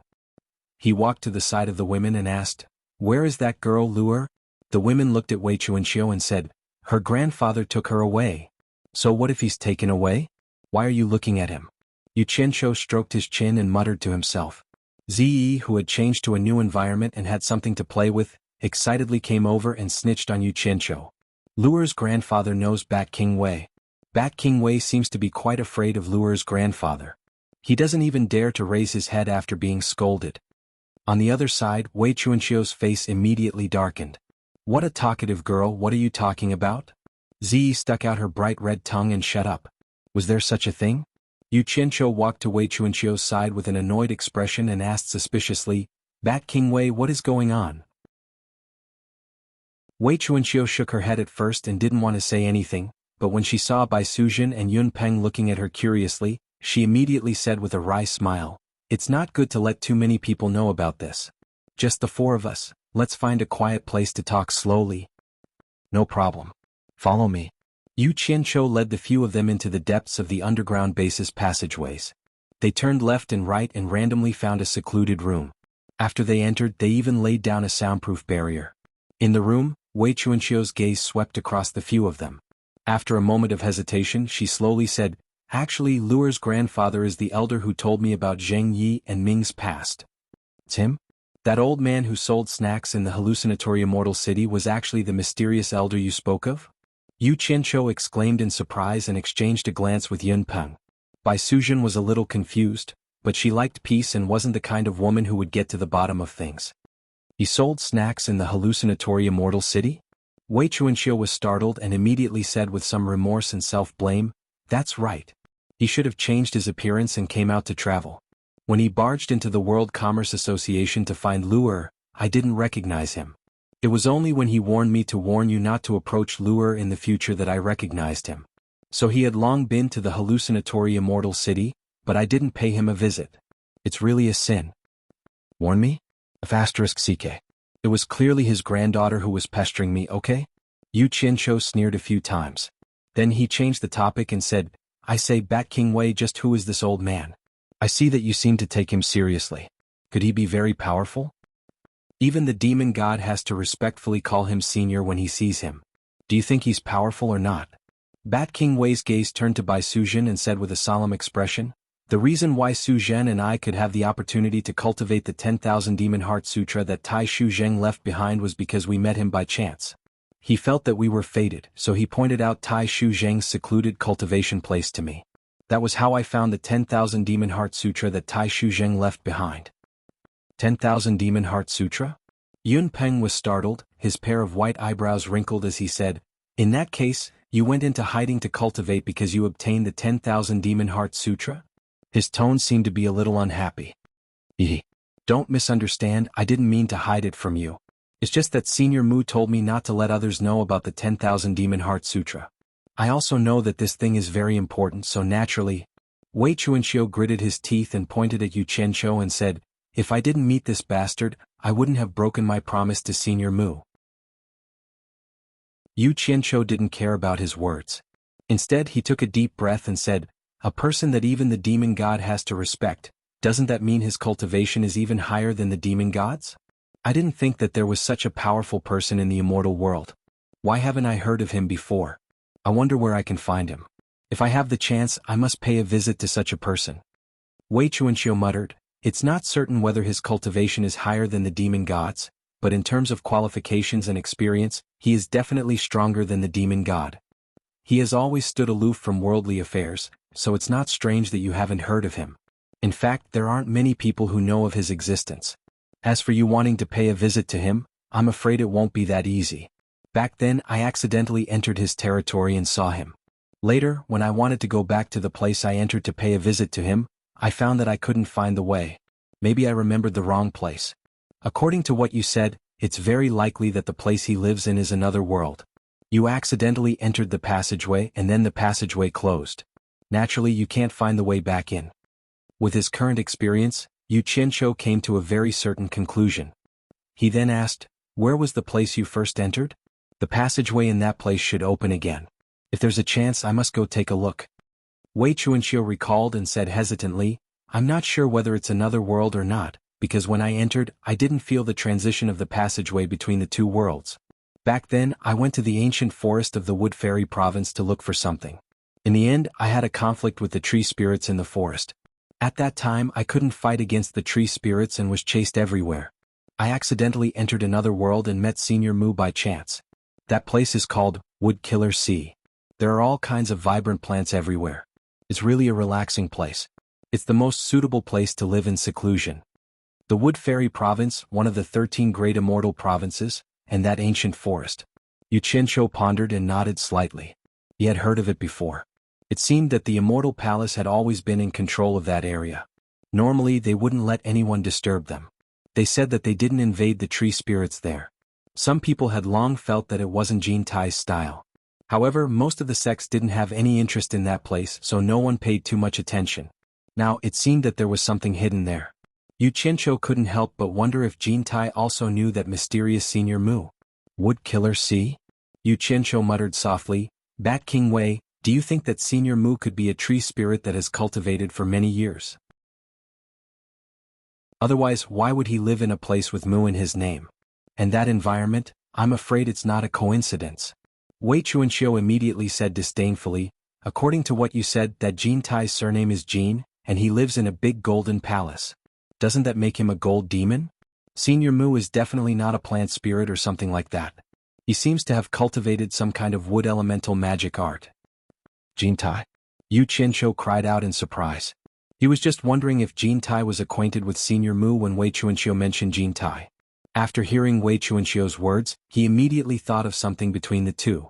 After combining the cause and effect, his mind spun a few times, and he said with some bewilderment, "Could it be that Senior Mu is a wood spirit?" "Wood spirit? What do you mean?" Wei Chuanqiu asked in surprise. Yun Peng and Bai Sujin also looked at him in confusion. "I can't explain it clearly. I'm just guessing." Yu Qianqiu waved his hand and his eyes flickered. They waited for a while, but he still didn't come back to his senses. Yun Peng suddenly interrupted and asked, "Since someone from the Netherworld dares to attack the Dark Imperial Palace, they must have something to rely on. Will the Great Bright will be in danger if it follows Jin Tai and Bai Qi to the Netherworld?" Yu Qianqiu raised his head slightly. This was really hard to say. It was probably going to be quite dangerous. If an expert like Jin Tai Bai Qi were to fight, it would be very difficult for someone with the cultivation of the Great Bright Wheel to block it. Wei Chuanqiu was also surprised when he heard this. He stared at Yu Qianqiu and said anxiously, "Why is the Great Bright Wheel still following Jin Tai? Jin Tai is not a good person. From the incident at the Immortal Palace, it can be seen that he doesn't treat his subordinates as human beings. He can send his subordinates to their deaths at any time. No, we can't let him follow Jin Tai anymore. Yu Qianqiu, send the two of us out now. We're going to the Netherworld to find him." Yun Peng also made a heavy end sound, expressing his agreement. Hearing the two of them say this, Yu Qianqiu blamed himself in his heart. Why didn't he notice the Great Bright Wheel's head at that time? Otherwise, he could have secretly sent a voice transmission to ask him to stay and follow him. He reckoned that the Great Bright Wheel saw that the situation wasn't clear yet and wanted to follow Jin Tai to take a look. However, once the Great Bright Wheel realized that the situation wasn't right, it would mean that Jin Tai and Bai Qi's forces had completely collapsed. At that time, it would be hard to say if the Great Bright Wheel could leave Jin Tai and the others. Even if he could leave as one of Jin Tai's 6 great commanders, the people from the Heartless Palace would definitely not let him go. At that time, the Immortal Realm and the Netherworld would definitely send people to hunt down the Great Bright Wheel. Thinking about how the Great Bright Wheel had helped him many times, he couldn't ignore this friendship. Otherwise, he would lose his foundation as a human. He couldn't lose this little bit of conscience. Yu Qianzhou's face turned serious and said, "Leave this matter to me. Even if he overturns the netherworld and turns it into a pot of porridge, I, Yu Qianzhou, will definitely find a way to bring him back." Chapter 1099. You alone? Yun Peng was a little hesitant. It was not that he did not believe in Yu Qianzhou's determination, but Yu Qianzhou's cultivation was too worrying. Could he bring the great Mingwu back in such a chaotic situation?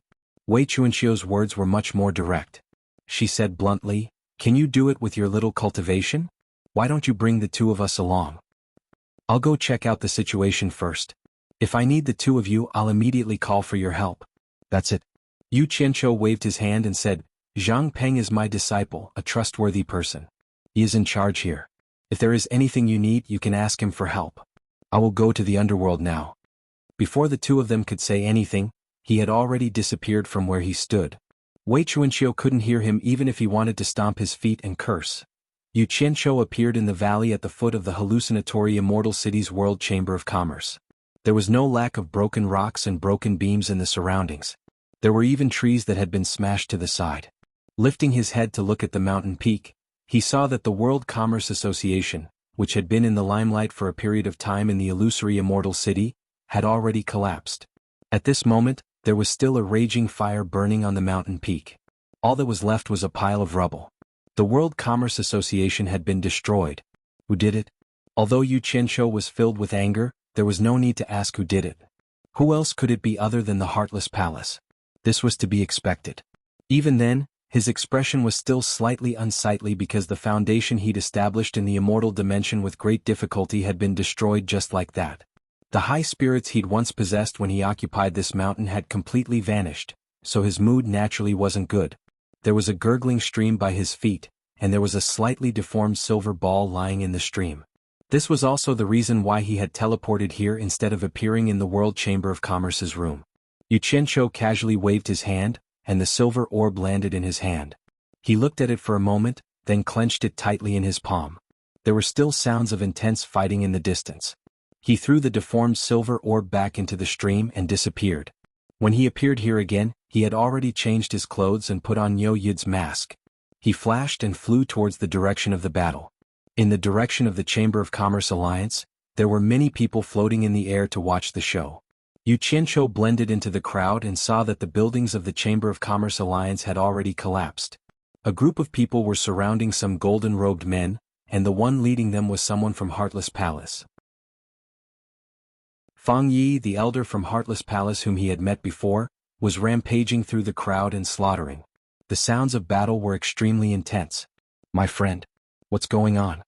Yu Qianzhou cupped his hands and asked the person beside him. The person being questioned had a relatively low cultivation base, an early-stage minor immortal. He turned around to look at Yu Qianzhou.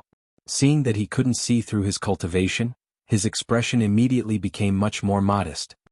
He moved closer and pointed below, sending a voice transmission. "You should have just arrived at the illusory Immortal City and haven't received the news yet. I heard that the sect master of Heartless Palace, Wang Qing, personally came out and slaughtered everyone during Immortal Emperor Jin Tai's wedding celebration. Even the Immortal Emperor and Emperor of the Underworld were defeated by him. The two supremes of Immortal and Underworld have already fled, and the entire Immortal Palace has collapsed." See, Fang Yi, the consecrator of Heartless Palace, immediately gathered some sects to encircle and annihilate the remnants of the Immortal Palace.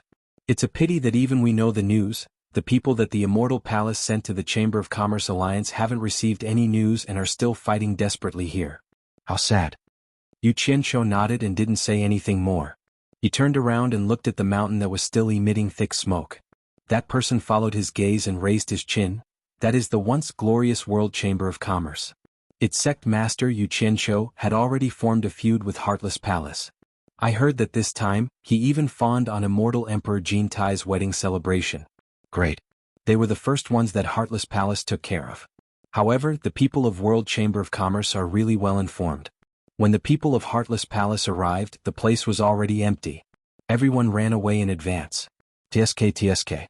Running away without anyone noticing, it's really admirable. Yu Qianzhou looked at this chattering guy and didn't wait for him to finish. He already flew towards the Heartless Palace's branch in a flash. That person was startled and smacked his lips as if he hadn't had enough, Some of the disciples guarding the door of the Heartless Palace's branch suddenly saw a person land and immediately blocked the incoming person with vigilance. They shouted, "Who is it?"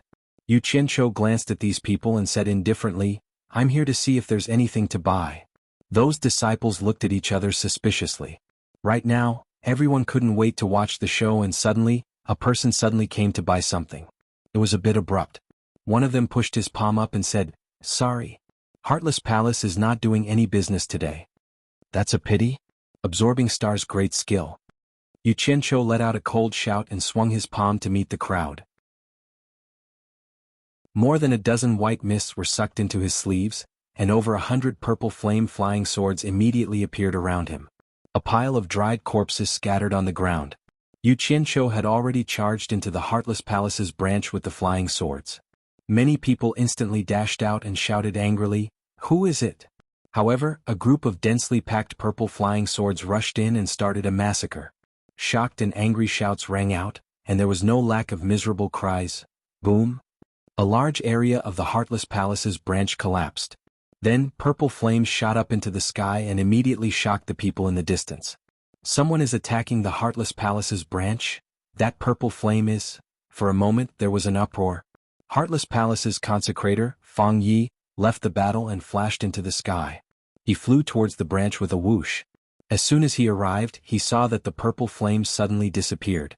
The entire Heartless Palace's branch in front of him had turned into ashes.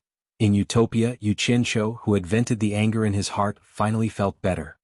He floated in the air and closed his eyes to search for the silver ball that he had thrown in the netherworld, preparing to go to the netherworld. Unexpectedly, he discovered dozens of silver balls rapidly moving towards the passageway between the immortal realm and the netherworld. "Master is still in the immortal realm?" Yu Qianqiu opened his eyes and was stunned. Then he came to a realization. There was a long distance between the Paradise Immortal Realm and the netherworld.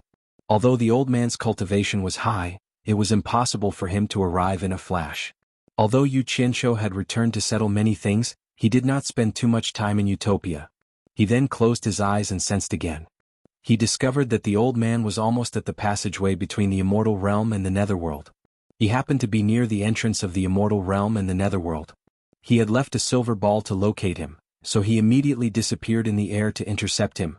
However, Bai Changchun's flying speed was too fast.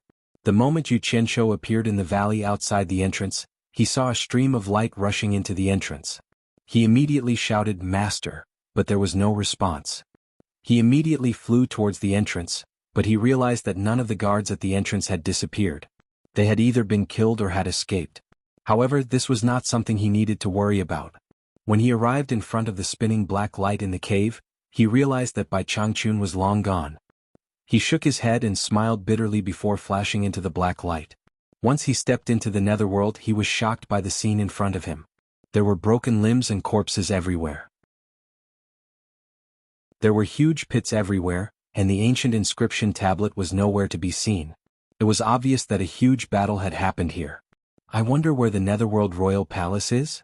Yu Qianqiu touched his chin and muttered for a while. He then wandered around but found that there was no living person around. It was difficult to find someone to ask for directions. Just as he flashed back to the entrance of the passageway, there was a soft sound in the cave. Yu Qianqiu suddenly looked back and saw a group of people jumping out of the spinning black light. He was shocked when he saw them. They were none other than the 7 people who escaped from the immortal palace led by Nie Shaoqian. The great Ming Luan was also among them. Why did they only... Yu Qianqiu secretly scolded himself for being stupid. Although these 7 people had escaped in front of the old man, they were not necessarily faster than the old man in terms of speed, so it was not surprising that they were overtaken by the old man. When Ye Shaoqian and the others came out, they were also shocked by the scene in front of them. There were corpses everywhere, but there was only one living person standing in front of them. Moreover, they could not see through his cultivation, which made them vigilant. They thought that Yu Qianqiu had killed so many people alone. Nie Shaoqian asked in a deep voice, "Who are you?" Yu Qianqiu glanced at her and ignored her. Instead, he cupped his fists to the great Ming Luan and said, "May I ask if you are the great Ming Luan?" When they heard this, they all looked at the great Ming Luan. The great Ming Luan was confused and cupped his fists to return the greeting. "Yes, I am. What can I do for you?" "I'm looking for you." Yu Qianqiu laughed and said, "I am Wei Chuanqiu's good friend Niu Yud." Wei Chuanqiu heard about the shocking change in the Immortal Palace and you came here. He was afraid that you would be lost, so he sent me a message to come find you. I didn't expect to meet you here. They looked at each other. The great Ming Luan's eyes flickered and said, Niu Yid? Why have I never heard Wei Chuanqiu mention you? He was not a fool. He would believe whatever others said, not to mention that they were in a critical period. Yu Qianqiu was speechless. He could only secretly transmit his voice. It's me, Yu Qianqiu. I've disguised myself. Yun Peng and Wei Chuanqiu asked me to find you. On the surface, he smiled and pointed at the spinning black light. Can we talk in private? The great Ming Luan was stunned. He stared suspiciously at Yu Qianqiu's face and carefully examined it. This voice was really Yu Qianqiu's voice. However, with Yu Qianqiu's cultivation, how could he have arrived here before him? Seeing that the great Ming Luan did not believe him, Yu Qianqiu secretly transmitted his voice again. Wei Chuanqiu, Yun Peng by Suzhen Mahjong, and the Chamber of Commerce Alliance executive token that you gave me when I came to the Netherworld. Damn it, you still don't believe me? You're a stray dog now. What's the point of lying to you? Saying that Wei Chuanqiu and Yun Peng was not convincing to the great Ming Luan, but the latter three were different. Not everyone knew about them. The great Ming Luan immediately cupped his hands at Nie Xiaoqian and said, Please wait for a moment, head chief. Then he gestured at Yu Qianqiu to invite him in, and with some wariness, he stepped into the swirling black light with Yu Qianqiu. Chapter 1100. Who exactly are you?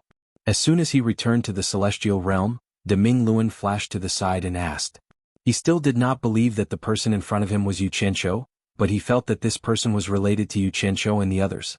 Yu Qianqiu wanted to use his divine sense to take De Ming Luan away, but De Ming Luan guarded against him as if he was a thief. De Ming Luan's divine sense forced him away and quickly dodged. Yu Qianqiu looked around speechlessly. After confirming that there was no one around, he quickly removed the disguise on his face.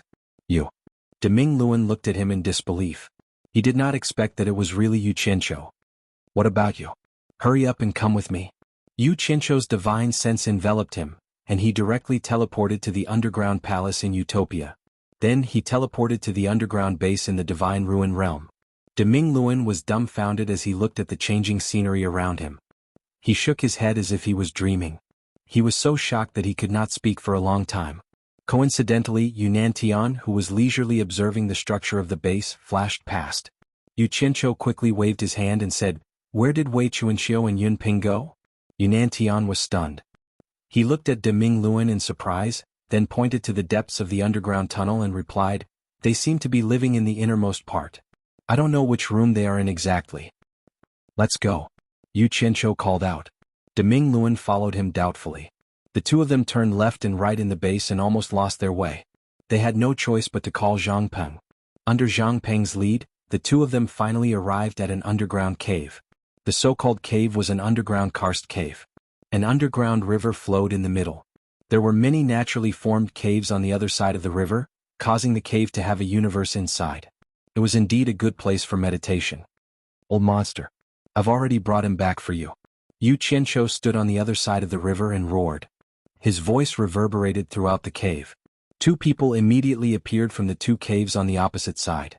They were Yun Peng and Wei Chuanqiu. The two of them looked at the great bright wheel up and down. They heaved a sigh of relief when they saw that Yu Qianqiu was fine.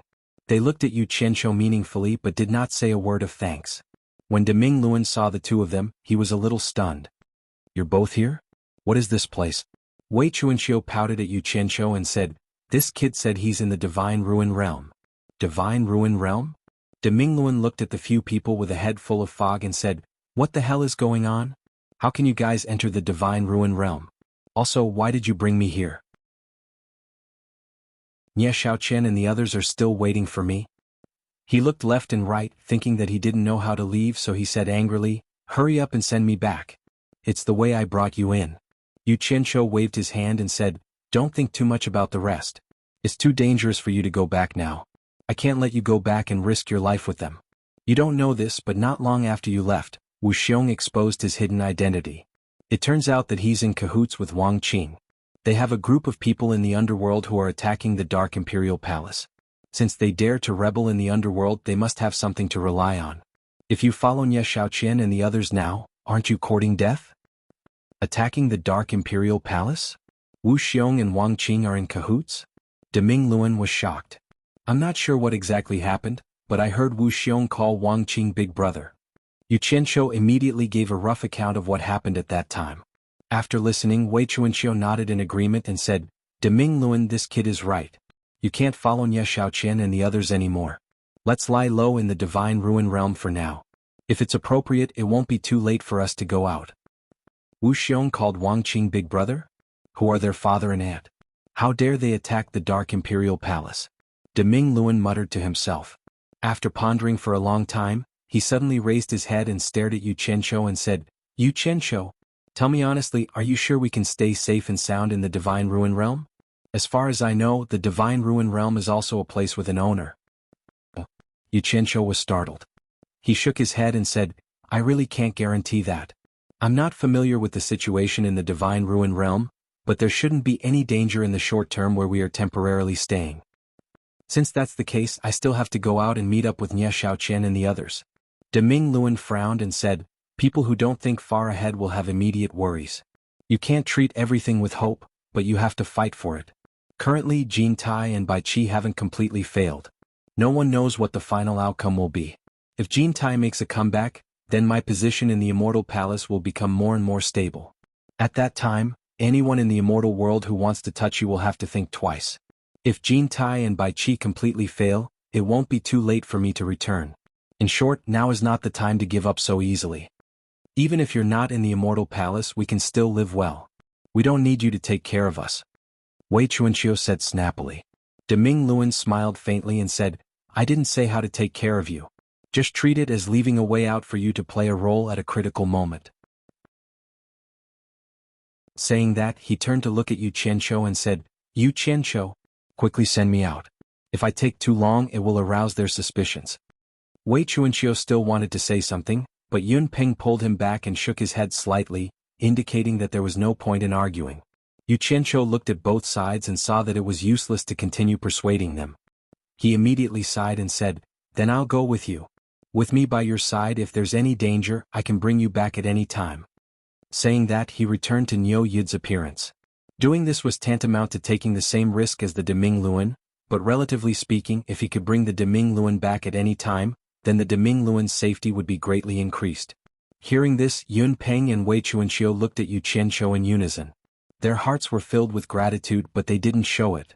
The Deming Luan still wanted to refuse, but Yu Qianqiu had already pulled him away and disappeared into the cave. When the two of them returned to the netherworld through the passageway between the two worlds, they found that there was no one outside. They didn't know where Nie Xiaoqian and the others had gone. While they were looking at each other, Nie Xiaoqian and the others flashed out from hiding on both sides, showing how careful these people were. Deming Luan, why were you gone for so long? Nie Xiaoqian's eyes flashed as she focused on Yu Qianqiu, who was standing next to the Deming Luan. Next to her, Qingyang looked at Yu Qianqiu with a slightly suspicious gaze. Chief Steward, please don't be so suspicious. This subordinate has received some bad news and is waiting for Chief Steward to make a decision. The Deming Luan quickly told them about Wu Xiong's betrayal and the attack on the Netherworld Royal Palace. After hearing this, everyone revealed a shocked expression. Nie Xiaoqian coldly snorted and said, I was wondering why Wu Xiong didn't escape with us. So he was with them. No wonder the Immortal Emperor felt that something was wrong with him and asked me to secretly send people to investigate him. It's a pity that he took the initiative. Otherwise he would be begging for death. What do we do now? Do we still rush to the Netherworld Royal Palace? The Deming Luan asked. Then what do you think we should do? Nie Xiaoqian slightly sighed and said, even if the Netherworld Royal Palace is really attacked, we still have to find a way to meet up with the Immortal Emperor. If we follow the Immortal Emperor, we might have another way out. Otherwise, with just the few of us, I'm afraid we won't be able to survive. Everyone was silent. Who would have thought that the sky would change so suddenly? Nie Xiaoqian waved her hand and said, let's go to the Netherworld Royal Palace. Along the way we'll act according to the situation. Under the dark blue sky, the sounds of battle could be heard. Around the main peak of the Minghuang Mountain, which was surrounded by 5 peaks, there were as many people as ants fighting each other. Violent explosions could be heard continuously. Flashes of light flew everywhere and blood and flesh flew everywhere. Screams of pain could be heard continuously.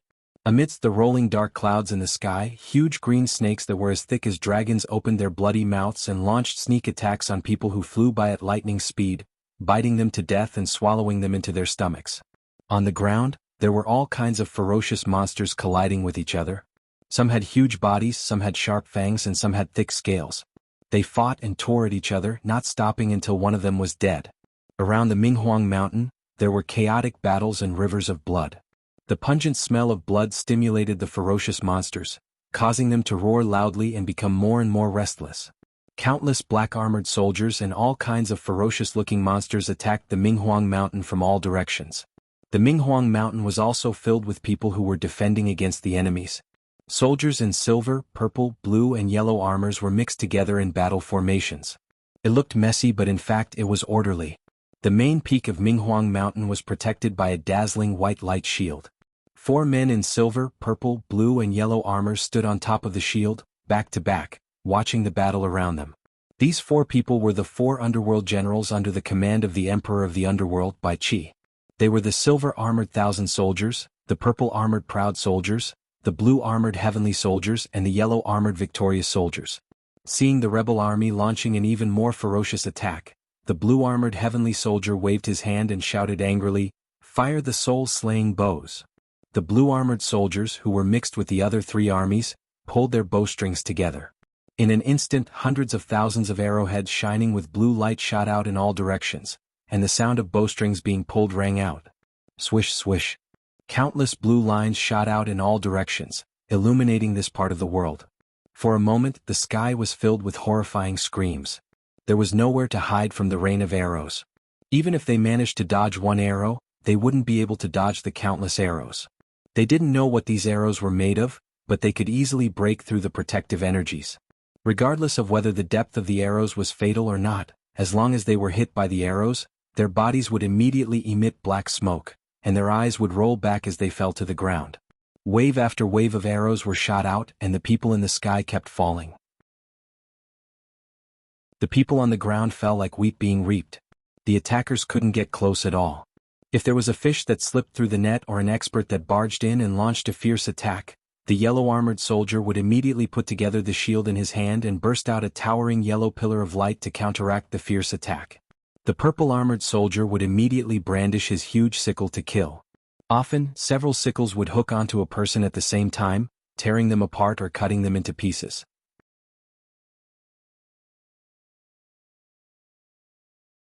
Chapter 1101.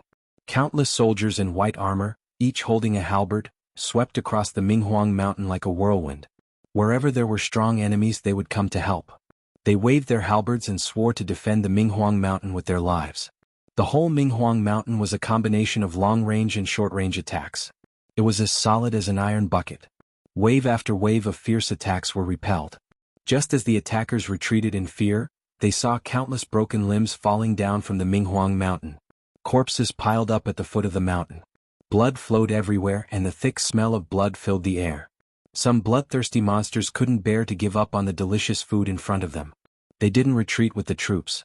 Instead, they lay on the piles of corpses and ate them. Immediately, dozens of blue lights shot out from the mountain. The monsters couldn't dodge in time. After being hit by the arrows, they fell down with black smoke rising from their bodies, becoming one of the piles of corpses.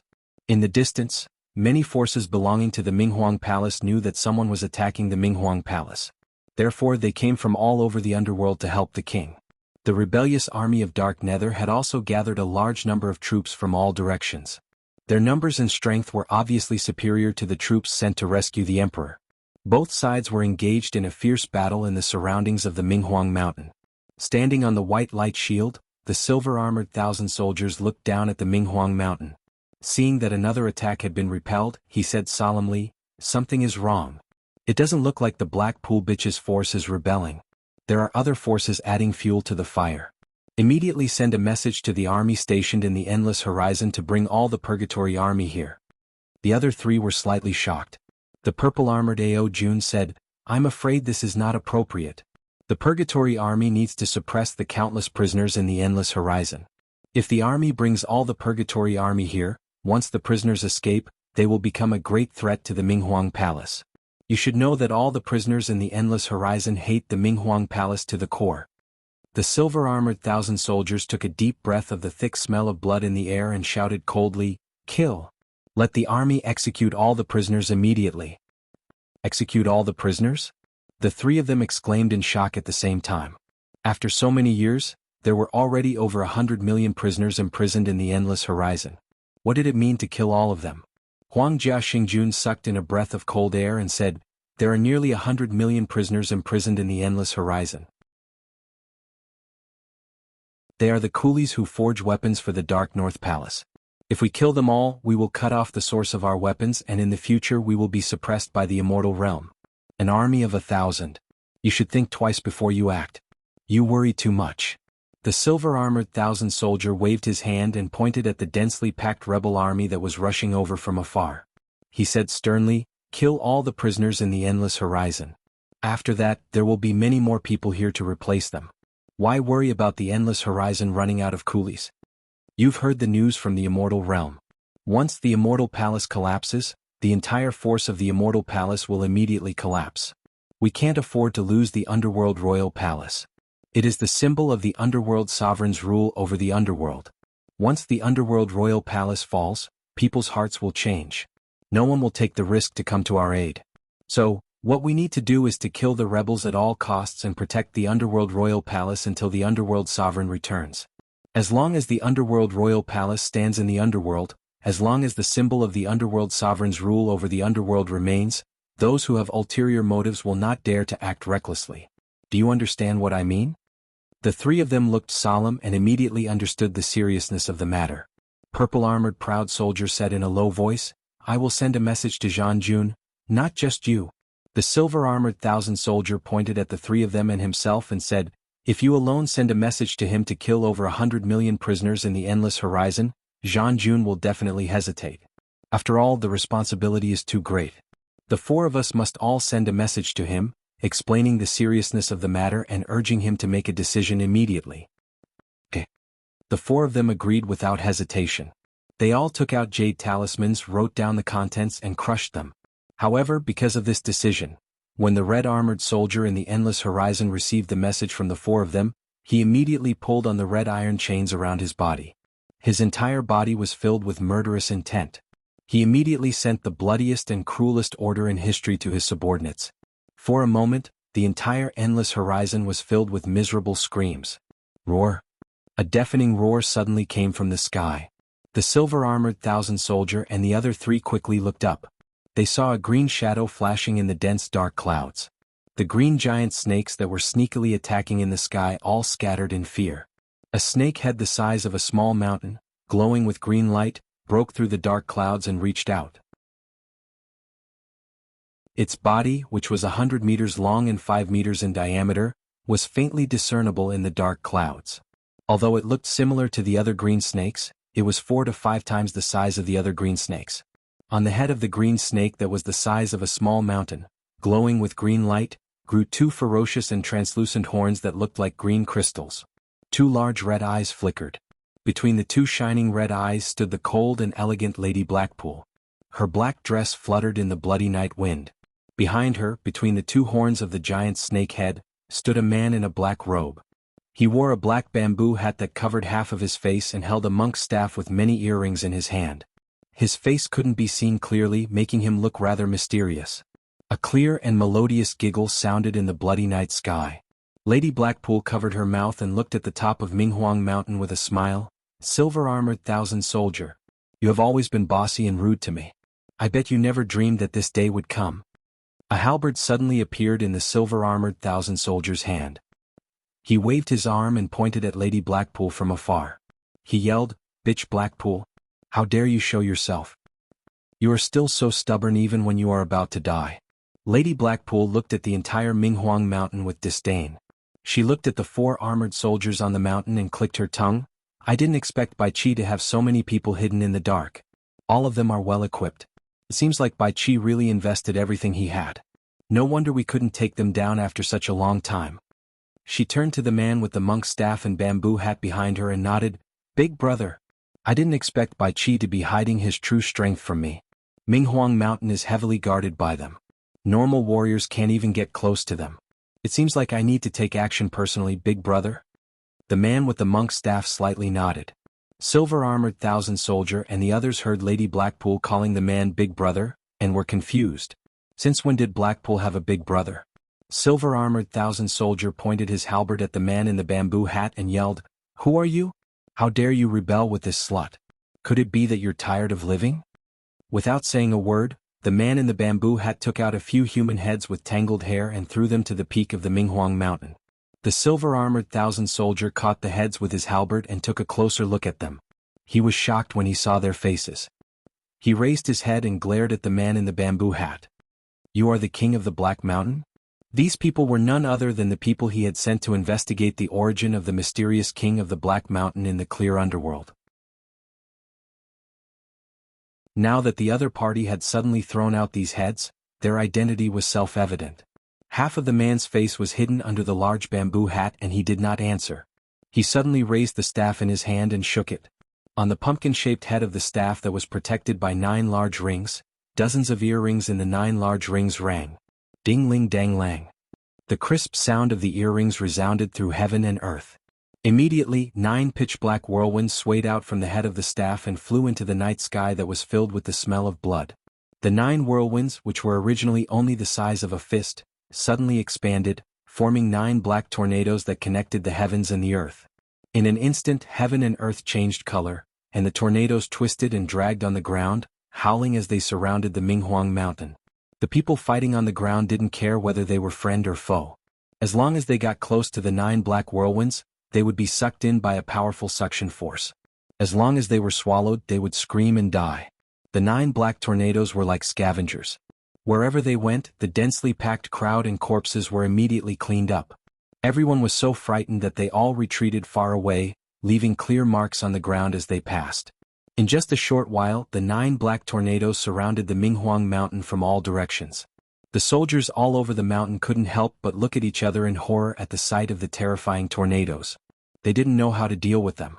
A huge purple scythe appeared in the hands of the proud purple-armored soldier. A wide blue bow appeared in the hands of the blue-armored soldier. A shield covered with inscriptions appeared in the hands of the victorious yellow-armored soldier, and a long-handled broadsword appeared in the hands of the victorious yellow-armored soldier. All of them looked very serious. Before the 9 black whirlwinds could reach the foot of the mountain, the silver-armored soldier waved his halberd and roared, "Attack the target!" The other 3 also roared, "Attack!" In an instant, countless blue arrows were shot toward the 9 whirlwinds. Yellow light burst into the sky, trying to stop the approaching whirlwinds. White light and purple scythe shadows burst forth, but they seemed to have no effect on the 9 black whirlwinds. The whirlwinds didn't stop at all. Ding-ling-dang-lang. The earrings on the staff rang again, and the countless blue arrows that had been swallowed by the tornado suddenly shot back. Instantly, a large number of soldiers on Minghuang Mountain fell to the ground. The tornado stepped onto the Minghuang Mountain almost instantaneously, and with a series of clanging sounds, 9 tornadoes circled around the entire Minghuang Mountain from the foot of the mountain, forming a formation that spiraled upward. The desperate resistance of the soldiers on the mountain had no effect. Wherever the whirlwinds passed, they were easily sucked in and devoured. Immediately, the Minghuang Mountain experienced a catastrophe that hadn't been seen for a long time. Miserable screams rang out one after another. Despite the cruelty of the situation, none of the soldiers in the 4-colored armor tried to escape. In their desperate resistance, they could only watch helplessly as they were swallowed up by the whirlwinds. The silver-armored soldier and the other 3 glared at them. These were their trusted disciples who had followed them for many years.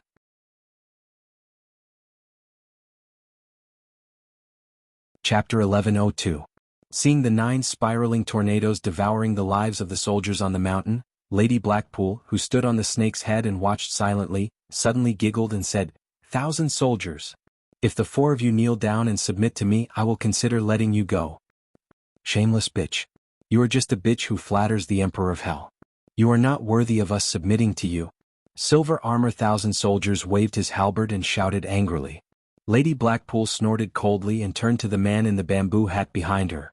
She gritted her teeth and said, "Big brother. We must capture this person alive. I will make him suffer a fate worse than death. Brothers, let's break it together." Silver Armor 1,000 soldiers pointed his halberd at the spiraling tornadoes. The three of them responded in unison, "We will obey. Let's go." Silver Armor 1,000 soldiers rushed out with his halberd in hand. The three of them followed without hesitation. The four of them rushed to one of the tornadoes and attacked at the same time. 4 rays of light that shook the heavens and the earth shot out together. Boom! The air vibrated violently and instantly shattered the tornado. However, the wind was shapeless and the clouds were shapeless. The clanking sound from the earrings of the monk's staff sounded again. The scattered tornado instantly condensed and formed again. The happy expressions on the 4 of their faces froze. Ding-ling dang-lang, the sound of the monk's staff seemed to contain an inexhaustible amount of magic. The tornado suddenly split into 4 and surrounded the 4 of them. Then, the tornado once again formed into a tornado, wrapping the 4 of them in the eye of the tornado. The eye of the tornado was filled with great pressure. At the same time, countless tangible wind blades were condensed and attacked the 4 of them. Not good. Silver Armor 1,000 soldiers used all his strength to strike with his halberd. The force was instantly dissipated by the spinning tornado. He immediately shouted, "Hurry, let's work together and open a way out." The wind whistled past their ears, and it was almost impossible to hear what they were saying to each other. However, the 4 of them could be said to be of one mind, and they simultaneously attacked in the same direction. Hong! 4 powerful rays of light instantly broke open a gap, and the 4 of them immediately teleported out. Almost at the same time that the 4 of them left, the gap closed. The 4 of them quickly returned to the top of the mountain. Looking at the tornado that continued to spiral towards the top of the mountain, then looking at their subordinates that were constantly being devoured, a trace of sorrow flashed across their faces. It wasn't that they didn't want to risk their lives, but they simply couldn't do anything about this strange tornado. They had a feeling of helplessness as if they had nowhere to use their strength.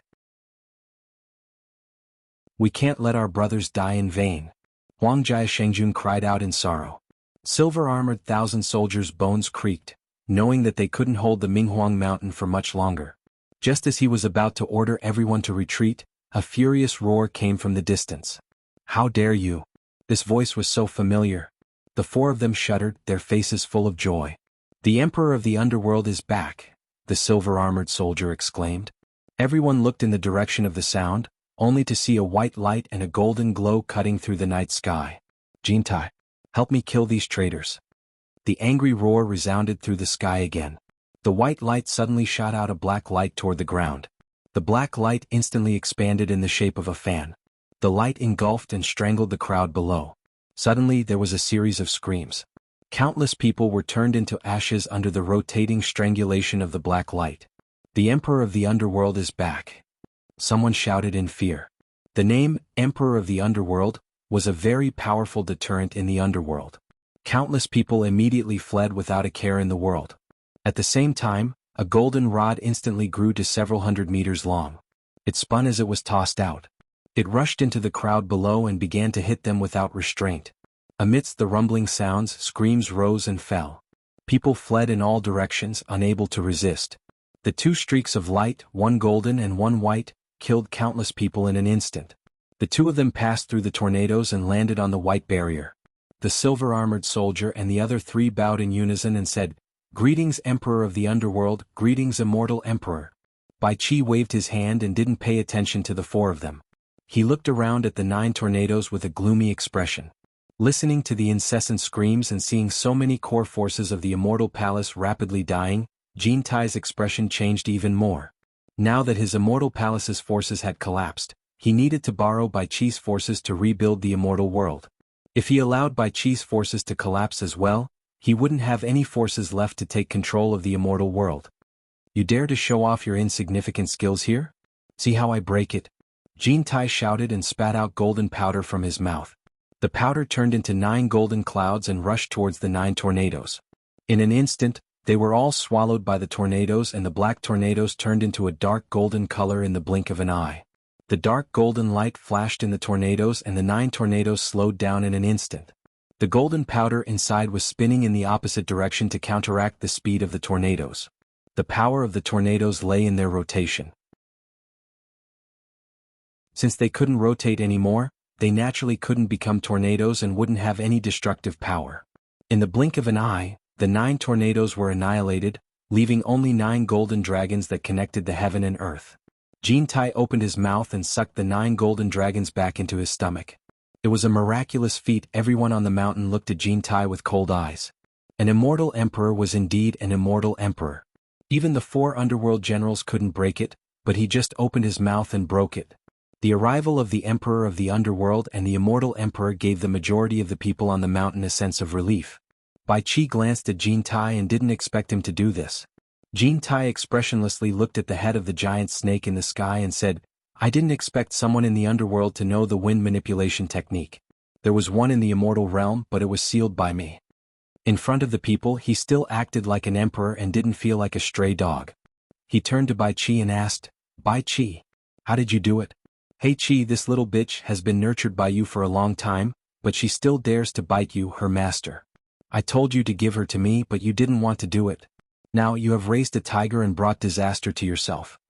Bai Qi coldly stared at Madame Hei Qi and shouted, "Bitch! Come over here and kneel." His shout scared many people. The power of the Emperor of the Underworld had seeped into their bones. Many soldiers of the army of the Underworld were already running away quietly. Even the Madam of Blackpool, who had been flattered by the Underworld Emperor for a long time, couldn't help but tremble in fear when she heard Bai Qi's stern shout. She almost knelt down and begged for mercy.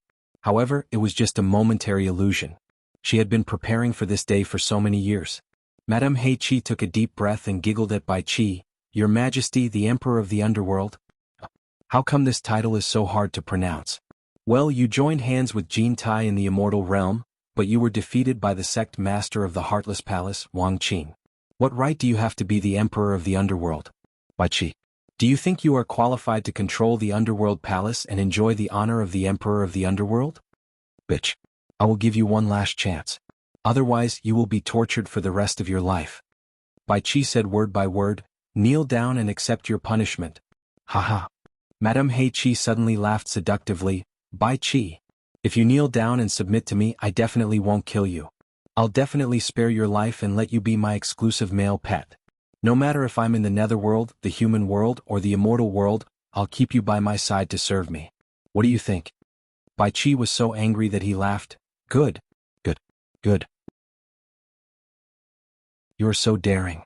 How dare you be so presumptuous in front of me? Bai Qi." Madame Hei Qi suddenly interrupted him. She recovered her cold and noble expression and said indifferently, "Hand over the obsidian hell light mirror, give up the throne of the Emperor of the Underworld and surrender to me. Otherwise today will be the day you die." "You want to be the Emperor of the Underworld? Do you think you are qualified?" Bai Qi slowly raised the obsidian underworld light mirror in his hand and asked. Jintai glanced at it. There was a sword mark left by the unmoved sword drawing style, but on the way here, the two of them found that the sword mark had disappeared. It was very magical. "Bai Qi, it seems that this bitch has found a new backer. Otherwise she would not dare to be so presumptuous." Jintai looked at the man in the bamboo hat standing between the horns of the giant snake in the air. He found that the man had the cultivation of the last stage of the Emperor of the Underworld. He snorted coldly, "Wearing a bamboo hat, hiding your head and tail. Are you afraid to meet people?" The silver-armored soldiers on the side quickly cupped their hands and reported to Bai Qi, who was also paying attention to the man, "Emperor of the Underworld. This man is the king of the Black Mountain." Bai Qi and Jintai looked at each other. The man in the bamboo hat slowly took off the bamboo hat on his head and revealed his original appearance. He looked at Jintai with sharp eyes and said indifferently, "Jintai, we finally meet again." Jintai was startled when he saw the man's face. After a while he said in surprise, "You are Wu Feng? You are the king of the Black Mountain?" Wu and He agreed. "The reason why I hid my name was because of you." The king of the Black Mountain, Wu Feng, said indifferently, "Wu Feng. The sect master Wu Feng of the number 1 sect in the immortal realm, the wind evolution sect that you destroyed?" Bai Qi also asked Jintai in surprise. Jintai didn't reply to Bai Qi. He looked at the king of the Black Mountain, Wu Feng, and said, "You became a meditation cultivator after you died? I was wondering why the Imperial Wind technique looked so familiar. But it is amazing that you can cultivate to the last stage of the Emperor of the Underworld in these years." The king of the Black Mountain, Wu Feng, said indifferently, "It is nothing amazing. It is only because I cultivated the Imperial Wind technique that I was fortunate enough to devour a wind spirit. So after you killed me, I was able to maintain my cultivation and consciousness. However, I can't compare to you. I can't restore the flesh and blood body of the immortal realm. I can only turn to the underworld and cultivate again. Jintai, you are a metal spirit. I believe you know the secret better than anyone. You devoured a wind spirit? Jintai's face was dark. Bai Qi looked at Jintai in surprise and said, "You are a metal spirit." The king of the Black Mountain, Wu Feng, continued to speak indifferently. "Before this, I couldn't be sure if you were a metal spirit or not. But I received news that after my son, Wang Qing, destroyed your flesh and blood body, you were able to reform it. Only then did I confirm that you are a metal spirit. It is laughable that you shamelessly boasted about cultivating an indestructible golden body. What a joke."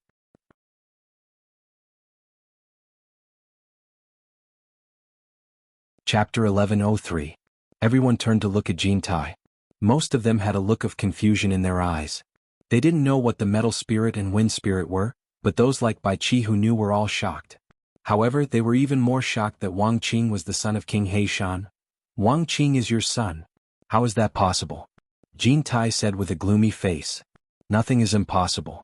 Jintai's despicable and shameless personality forced me to prepare myself. After the wind spread sect experienced the calamity of destruction, I, Wu Feng, left behind 2 bloodlines in the immortal world. Other than Wang Qing, Wu Xiong is also my son."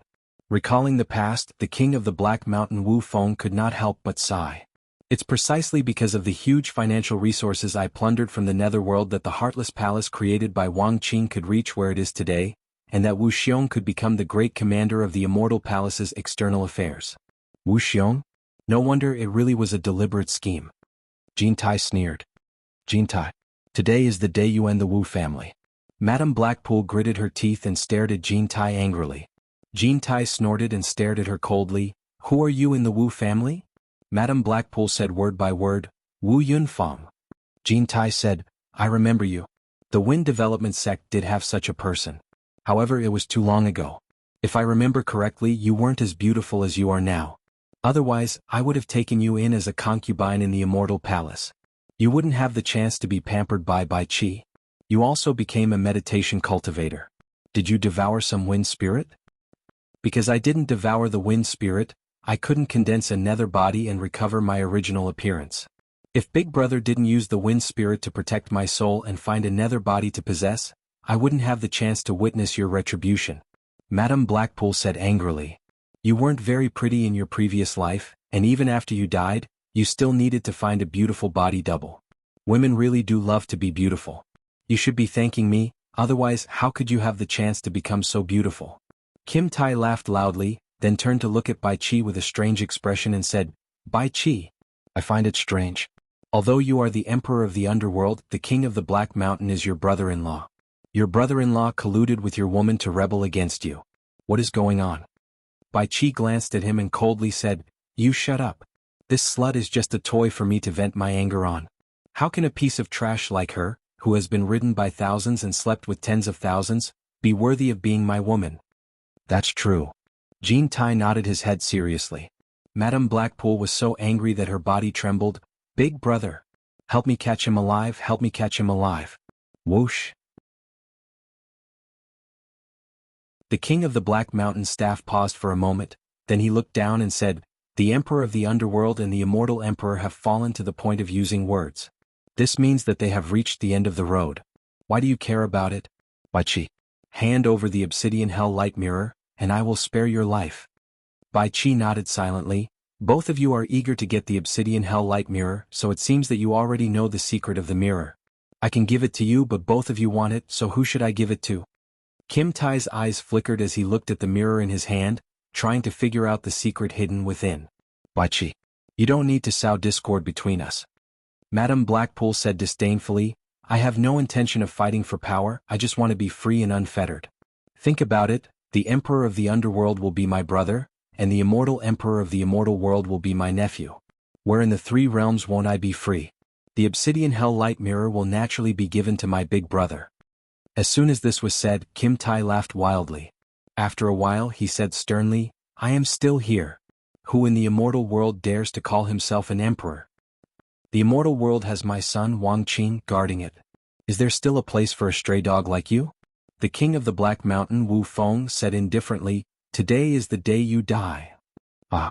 Wufeng, I could kill you back then so I can still take care of you now. Kim Tai pointed at the two siblings with a ferocious expression. I was just worrying about how to deal with that madman Wang Qing. I didn't expect you two to deliver yourselves to me. I can capture you and use you as a hostage to force Wang Qing to submit. As he spoke, an illusory golden hand rushed out from the top of Kim Tai's head. With a whoosh, it grabbed the two siblings standing on the snake's head with lightning speed, instantly dispersing the dark clouds in the sky. Madame Blackpool was shocked. She teleported behind her brother. The king of the Black Mountain waved his staff casually. With a whoosh, a huge shadow appeared and struck forward like a pillar supporting the heavens. With a loud bang, a huge shockwave dispersed the dark clouds in the sky. The countless green snakes hidden in the dark clouds were revealed on the spot and scattered in all directions in fear. The golden hand shadow was instantly destroyed by the staff shadow. Kim Tai's body swayed slightly as he looked at the staff in the Black Mountain King's hand with a shocked expression. Bai Qi was also slightly shocked. He shone the obsidian hell light mirror in his hand towards the sky. Thousands of black lights burst out, wanting to strangle the two siblings in the sky in one fell swoop. The illusory huge staff shadow disappeared. Ding ling dang lang sounded hurriedly like the sound of a Sanskrit mantra resounding through the world. The staff in the Black Mountain King's hand stirred in the direction of the Minghuang Mountain. A dark whirlwind erupted from the tip of the staff and expanded. The black light shot by the obsidian hell light mirror was instantly absorbed by the dark whirlwind. At the same time, a powerful suction force was dragging the obsidian hell light mirror in Bai Qi's hand. The more he tried to use the black light to resist, the stronger the suction force became. It was as if the suction force was trying to take away his treasure. Bai Qi was shocked. He forcefully stopped the black light shot out from the mirror and quickly put away the obsidian hell light mirror. Kim Tai could naturally see that something was wrong. He stared at the sky and said in a deep voice, "What a powerful treasure. It shouldn't be something unknown, but I've never heard of it. Bai Qi, have you heard of it? When did such a treasure appear in the three realms? I can see that he hasn't mastered it yet. It seems like he can't fully unleash the treasure's power." Bai Qi looked at the sky and shook his head in doubt, indicating that he didn't know either. The Black Mountain King in the sky was relieved after defeating their attacks. He laughed and said, "This treasure is an ancient god's treasure left in the Netherworld Palace by the coiling dragon god after he killed an ancient god called the Wind God. It's called the Wind God's Staff. Those who don't have the wind attribute can't use it. I happen to get it. This is heaven's will. Kim Tai, I bet you didn't even dream that I would get the ancient god's treasure. Ah, today is the day you die." The monk's staff in his hand clanked and dozens of earrings bounced. The dark whirlwind abruptly expanded into a sky-covering net, directly wrapping the entire Minghuang Mountain in it. The sky-coiling whirlwind twisted and spun rapidly, changing the color of the sky and filling the entire space with whistling noises. Madame Blackpool, who was standing on the snake's head, took a few steps forward. She held one of the snake's horns and looked down at the Minghuang Mountain that was covered by the whirlwind. She gritted her teeth and said, "Brother, leave Bai Qi alive for me to vent my anger." The Black Mountain King Wu Feng glanced at her and frowned slightly. However, he didn't say anything. He retracted the staff in his hand and put the end of the staff on the snake's head. The dozens of earrings on the 9 arcs of the staff kept spinning on their own. It was very strange. The people who were trapped on the Minghuang Mountain turned pale with fright. It was as if they were trapped in endless darkness. The strong wind wrapped around them like sharp blades. The strong tearing force instantly pulled many people into it. Countless screams sounded. Those who were pulled into it were cut into pieces in the blink of an eye. Not even their bones could be seen. The soil and stones on the mountain were blown up like meteors, and there were rumbling sounds everywhere, forcing everyone to release their protective aura to resist. However, this increased the wind resistance, making it even more difficult to resist the strong wind. Those whose cultivation was not strong enough were swept away by the strong wind, leaving only screams in the whistling and ear-piercing hurricane. In just a few moments, almost all the people on the mountain were killed. Seeing this, Bai Qi's eyes almost popped out of their sockets. These were his trusted subordinates, whom he had spent countless years training. Suddenly, he lost his elegant demeanor. He used all his strength to attack the approaching wind.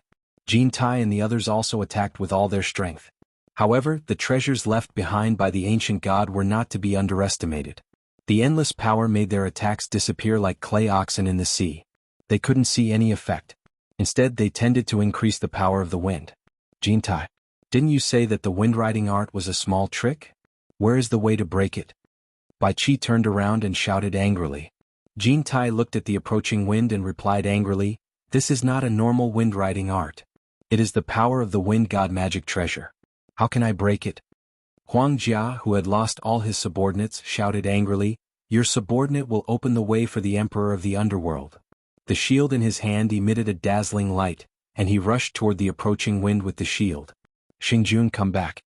You can't stop it." Bai Qi reached out his hand and roared. His face was distorted. "Xingjun!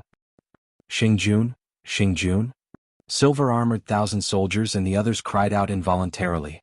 They could only watch as Huang Jia, who was protected by a faint yellow light, desperately tried to resist the wind. However, the power of the wind was too strong. It was so strong that even Bai Qi and Jintai didn't dare to act rashly. How could he resist it? He resisted for a while in the strong wind. The yellow light on the shield became weaker and weaker. In the blink of an eye, it was completely blown away and the shield was forcibly blown away. Without the protection of the treasure, Xingjun was blown away like a thin piece of paper. He didn't even have time to scream before he was torn to pieces in front of everyone. He couldn't even keep his life, let alone open the way for the emperor of the underworld. Before the crowd had time to grieve, Jintai suddenly slapped his forehead and said, "There is change." The golden cloud rod in his hand suddenly grew bigger and bigger like a pillar supporting the sky. He stabbed directly into the sky. In the blink of an eye, the pillar that was several meters in diameter pierced through the wind and pierced the sky. A rapid sound of metal colliding came from the golden pillar.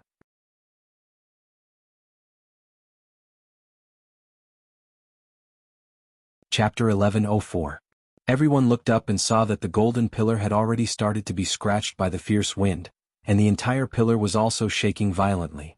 Jintai pressed his palm on the golden pillar, and a big hole appeared on the pillar. "Let's go.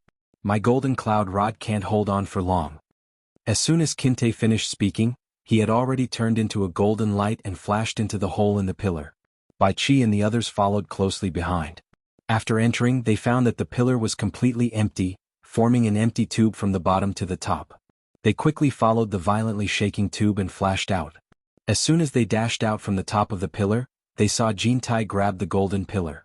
The golden pillar shrunk quickly and returned to his hand from the center of the hurricane. They had escaped from the hurricane.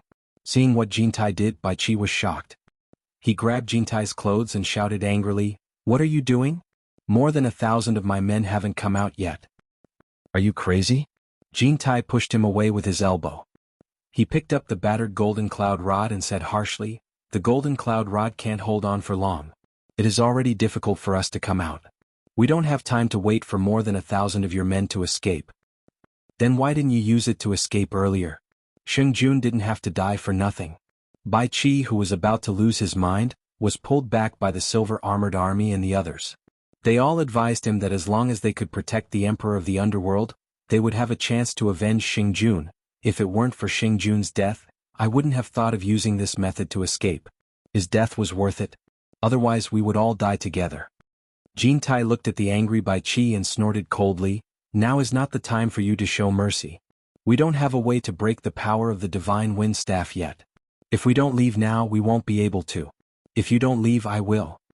On top of the giant snake's head that was floating in the air, Lady Blackpool was looking at the tornado that connected the sky and the earth. She praised her brother in amazement.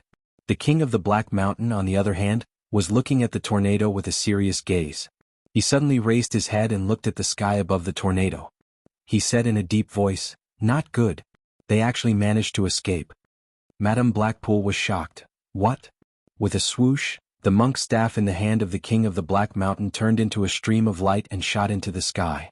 In the blink of an eye, it had turned into a huge fellow that was several thousand feet tall, striking toward the top of the tornado with a force that could split the heavens and the earth. With such power, the people high up in the sky naturally noticed it as well. Kintai was the first to exclaim, "Not good. Let's go." Bai Qi and the others also teleported in a panic. A few streams of light quickly disappeared into the horizon. The staff missed its target, and the huge shadow of the staff floated in the air. Lady Blackpool said in surprise, "Big brother." The king of the Black Mountain looked at the sky and sighed. They still managed to escape. Then why aren't you chasing after them? Madame Blackpool said anxiously. The king of the Black Mountain shook his head and smiled bitterly. It's useless. The reason I can defeat them is because of the power of the divine wind staff. In terms of cultivation, I'm far inferior to Bai Qi and Qin Tai, and in terms of speed, I'm also inferior to them. Sigh. Wang Qing is still a little too impatient. I've already said that there's no need to rush. I'll wait until I understand more of the divine wind staff's abilities before I make a move. At that time, victory will be within my grasp. How can I let them escape and leave behind future troubles? You can't blame Wang Qing for this. It is said that he has already noticed that Qin Tai is going to attack the Heartless Palace. He can't just sit there and wait for his death, so he naturally has to fight back. Even though she said that, Madame Blackpool's expression was somewhat regretful. After all, she had prepared for so many years, but in the end, she still had regrets. She was somewhat unwilling to accept this. He noticed that Qin Tai is going to attack him? Then why didn't we receive any news about it? This brat is looking down on me more and more. He didn't even discuss with me beforehand. The king of the Black Mountain's tone was somewhat heavy. I suspect that Wu Xiong's reckless actions aroused Qin Tai's suspicions. As for the specifics, it won't be too late to ask Wang Qing when we meet. As for why he didn't discuss it with you, I'm afraid. Madame Blackpool hesitated for a moment and said in a low voice, I'm afraid it has something to do with the fact that you forced him to sever his relationship and remember his hatred. Is it wrong for me to ask him to take revenge for his mother? What else in the world is more important than avenging his parents? If I didn't force him to cultivate wholeheartedly, he wouldn't be able to defeat Qin Tai and Bai Qi and achieve such a glorious achievement today. The king of the Black Mountain's tone was stern. If you can't forget your wife, why can't he do the same to his wife? Madame Blackpool's words were in her mouth. Only she knew what she was saying, so she didn't dare to let her brother hear it. The siblings were being suspicious. Perhaps when they met up with Wang Qing, they would realize that the reason why things turned out like this was that Yu Qianqiu, who was not well known but was like a sh*t stirrer, played a big role in it. They didn't know if such a small character like him had harmed Qin Tai and Bai Qi or helped them. In short, he had caused the things that were about to happen to deviate from the original track. After the king of the Black Mountain calmed down, he grabbed at the sky and the whirlwind immediately stopped. The whirlwind turned into a ball of black wind and went back into the giant staff that was floating in the air. The towering Minghuang Mountain seemed to have lost half of its original size and looked straight and steep. The white light shield that was protecting the Minghuang Palace on the main peak was a little dim. The giant staff that was floating in the air plunged down like an avalanche. Boom! The ground shook and the white light shield collapsed instantly. The Minghuang Palace suddenly appeared in front of everyone. The giant staff then turned back into the original tin staff and flashed back to the king of the Black Mountain's hand. Madame Blackpool's eyes lit up when she saw the Minghuang Palace on the main peak. She waved her sleeves and pointed at the Minghuang Palace. The giant snake under her feet let out a deafening roar and carried the two of them to the Minghuang Palace quickly. Before they reached the top of the mountain, Madame Blackpool couldn't wait to get down. The king of the Black Mountain waved his hand, and a bald man in black clothes flashed over. His bald head was shiny and his big eyes had no eyebrows. A ferocious glint could be seen in his eyes. He cupped his hands and said in a hoarse voice, "My king! Send my order to search for the whereabouts of Bai Qi, Qin Tai, and the others. Report to me as soon as you have any definite information." The king of the Black Mountain yelled. The bald man in black clothes replied respectfully, "Yes," and left quickly. The emperor of the underworld was defeated, and the morale of the people was disrupted. The troops who came to rescue the emperor from all directions either surrendered or ran away. Another fierce battle ensued. However, the outcome had been determined. Unless the emperor of the underworld came back again, he wouldn't be able to cause any more trouble. In the deep wood forest, Madame Blackpool's hysterical laughter suddenly came from the small attic where the emperor of the underworld lived. She laughed so happily. When the king of the Black Mountain heard the laughter and dashed in, Madame Blackpool was already lying on the rocking chair by the window. Her eyes were slightly closed and she rocked the chair leisurely with a smile on her face. She murmured, "Bai Qi, help me massage my feet." The king of the Black Mountain was startled by her words. He looked around quickly but he didn't find Bai Qi. After a while, he realized that his younger sister was daydreaming. He didn't know whether to laugh or cry. Is this the building where Bai Qi lives? He glanced at the arrangement of the desk and the bookshelf full of scrolls. Unexpectedly, Madame Blackpool didn't answer his question with her eyes closed. "Big brother." The deep wood forest and this attic belong to me. You can handle the rest as you see fit. She rocked on the chair with a comfortable expression on her face. The king of the Black Mountain was speechless as he put away his staff. He walked to the desk and saw a scroll on it. He pushed it away and rolled it on the table. The scroll showed a scene of a green-robed elder fighting against 4 netherworld generals and Bai Qi alone. The painting was so exquisite and realistic that even the king of the Black Mountain couldn't help but reveal an expression of admiration. He said, "It seems that this Bai Qi who always dresses like a scholar is not just pretending to be an elegant person. The standard of the painting is quite high. If I can catch him and make him my male toy, it would be good to keep him for my painting." Madame Blackpool murmured with her eyes closed. She seemed to be crazy. The king of the Black Mountain frowned and glanced at her. His eyes stopped on the old man in green robe in the painting. He said in a deep voice, "This person must be Bai Changchun who fought with Wang Qing in the Immortal Palace. This person is a loner. I don't know what his intentions are. I don't know whether he is a friend or a foe." Madame Blackpool twisted her body comfortably. She tilted her head and opened her eyes. She smiled at him and said, "So what if he is Bai Changchun? Big brother, you have the divine wind staff. Do you still need to be afraid of him? Even so, this person must not be underestimated." The king of the Black Mountain said with a serious expression, "The king of the Black Mountain can't enter the underworld forbidden land. Even I can't do anything with the power of the divine wind staff. However, this person can enter and exit the forbidden land. Who dares to underestimate him?" Suddenly he seemed to think of something. He looked around and said, "Rumor has it that the mysterious underworld saintess also lives in the deepwood forest. Why didn't I notice anyone else here?" "Her?" Madame Blackpool suddenly stood up. She gritted her teeth and said, "That bitch is always playing tricks. She doesn't take me seriously every time I see her. Only Bai Qi would fall for her tricks. He even named her the underworld saintess. She lives in the back. It's a good time to get even with her." After saying that, he directly flashed out of the window, flew across the forest, and landed in the small courtyard with low walls made of jade. Looking around and seeing that there was no one around, he immediately rushed into the house, not letting go of a single corner to search. The king of the Black Mountain followed closely behind her. He looked around and finally, his eyes fell on the smooth black sand on the ground. He picked up a handful of sand and rubbed it in his hand. He frowned and said to himself, "Crushed spiritual stones?" His eyes instinctively stared at the grindstone under the eaves. Madame Blackpool searched the house and quickly went to the deepwood forest outside to search everywhere. Later, she sent people to search the entire dark imperial palace. However, she still couldn't find the underworld saintess. When she returned to the small courtyard with a gloomy face, she saw the king of the Black Mountain standing next to the grindstone under the eaves. He held a jade archive in his hand and said nothing.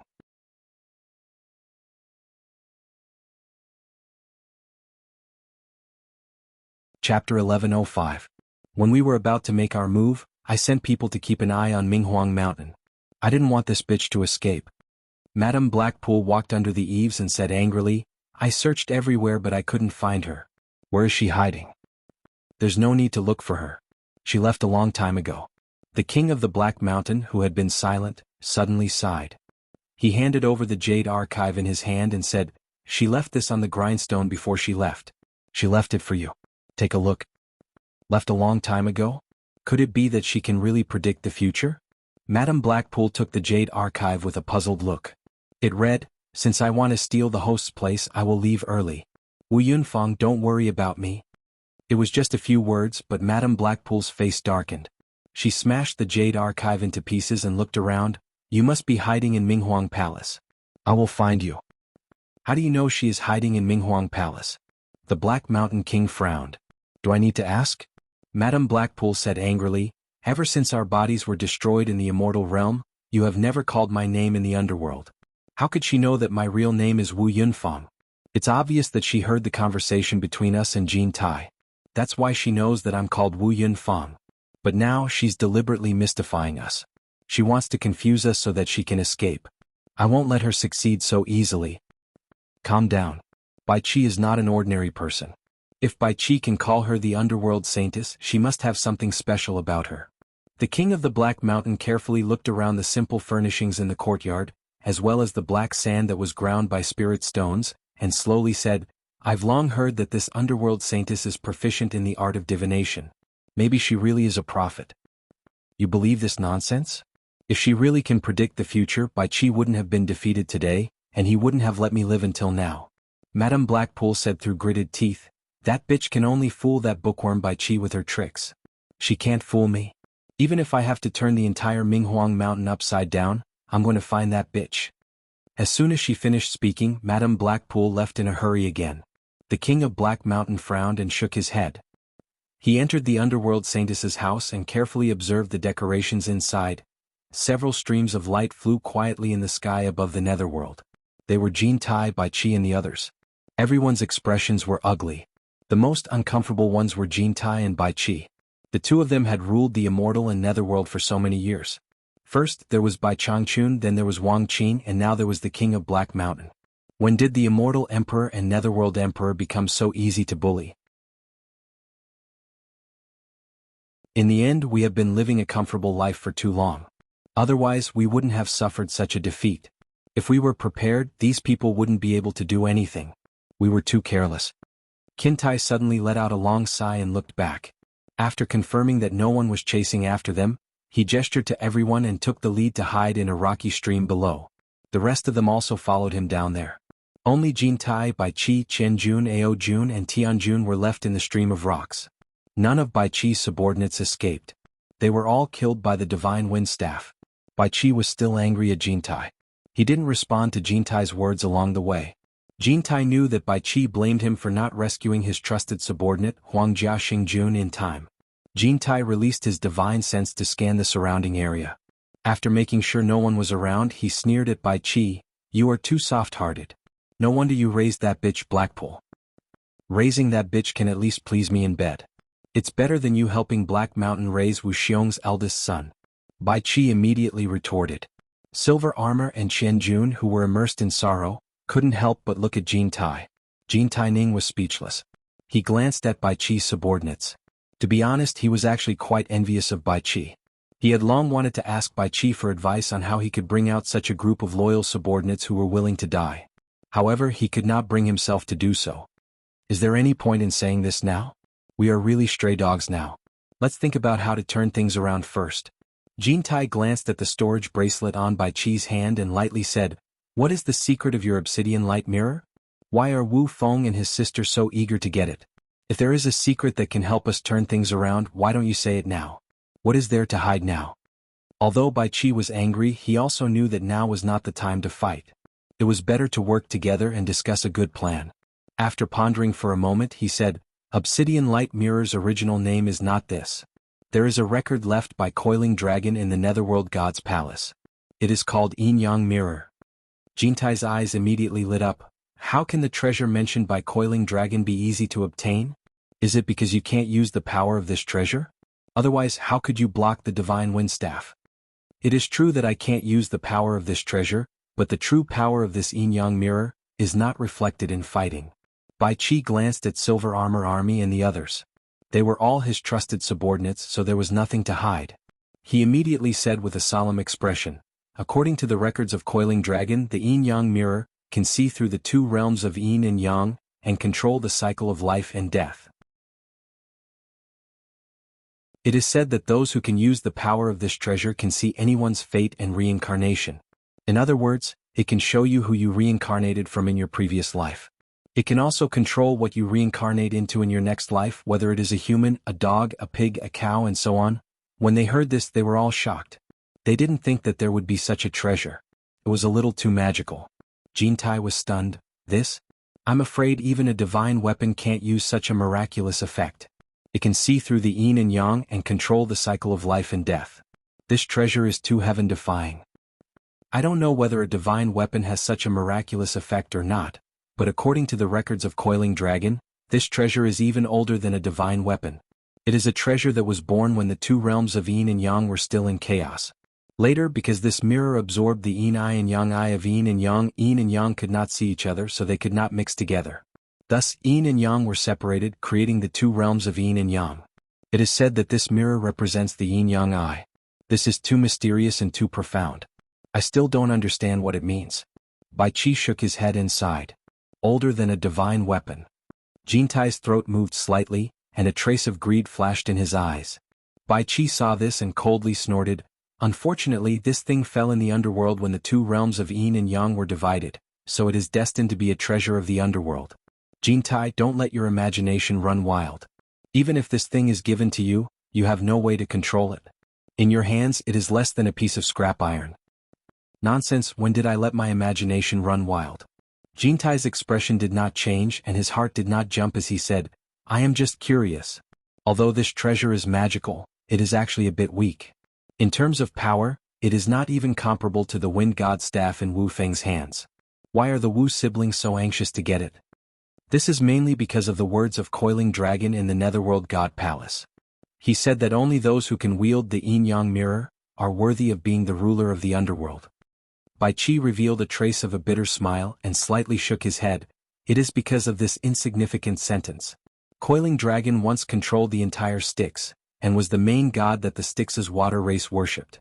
And those old fellows in the Netherworld God Palace who desired to ascend to the divine realm took the words left behind by Coiling Dragon as a divine decree, making people helpless. Jintai. Now you should understand why this obsidian light mirror is so important, right? Jintai pondered for a while and then nodded thoughtfully. I understand. I used to think it was strange that the water race of the Styx's united forces were so powerful, and they had so many masters, but they never interfered with the rule of the underworld emperors of the past. This was somewhat illogical. It turned out that the underworld emperors of the past had the obsidian light mirror, which is also known as the yin-yang mirror. To put it bluntly, those old fellows from the Netherworld Divine Palace are just flattering the Coiling Dragon god. In short, it's not because this mirror is powerful, but because it represents the teachings of the Coiling Dragon god. Exactly. This is what it means. This obsidian light mirror is the symbol of the ruler of the underworld. No matter who sat on the throne of the underworld emperor of the underworld, if they did not have this obsidian light mirror, they could not be considered a true emperor of the underworld. Once they had a conflict with the water race of the Styx, or provoked the old fellows in the Netherworld God Palace, if they could not take out the obsidian light mirror to control the situation, they would not give face to the emperor of the underworld. It is estimated that no one could sit firmly on the throne of the underworld emperor. This was the reason why the Wu siblings were anxious to get the obsidian light mirror. Without the yin-yang mirror, they did not have the right to truly rule the underworld. At this point he could not help but look at the vast netherworld. The night wind blew and he did not know if he could get back what he had lost today. He smiled slightly bitterly. In fact, I think that only the past emperors of the underworld who had wielded the obsidian light mirror could truly understand the true meaning of Coiling Dragon's teachings. Coiling Dragon said that only those who could wield the yin-yang mirror were worthy to be the ruler of the underworld. It did not mean that anyone who had the yin-yang mirror could be the ruler of the underworld. The keyword was wield the yin-yang mirror, meaning that only those who could truly use the power of the yin-yang mirror could be the ruler of the underworld. Everyone had misunderstood Coiling Dragon's meaning. But these words, to those who regarded Coiling Dragon's teachings as the decree of God, if you could not take out solid evidence to convince them, if you dared to speak nonsense, they would probably regard it as tampering with the decree and then beat you to death.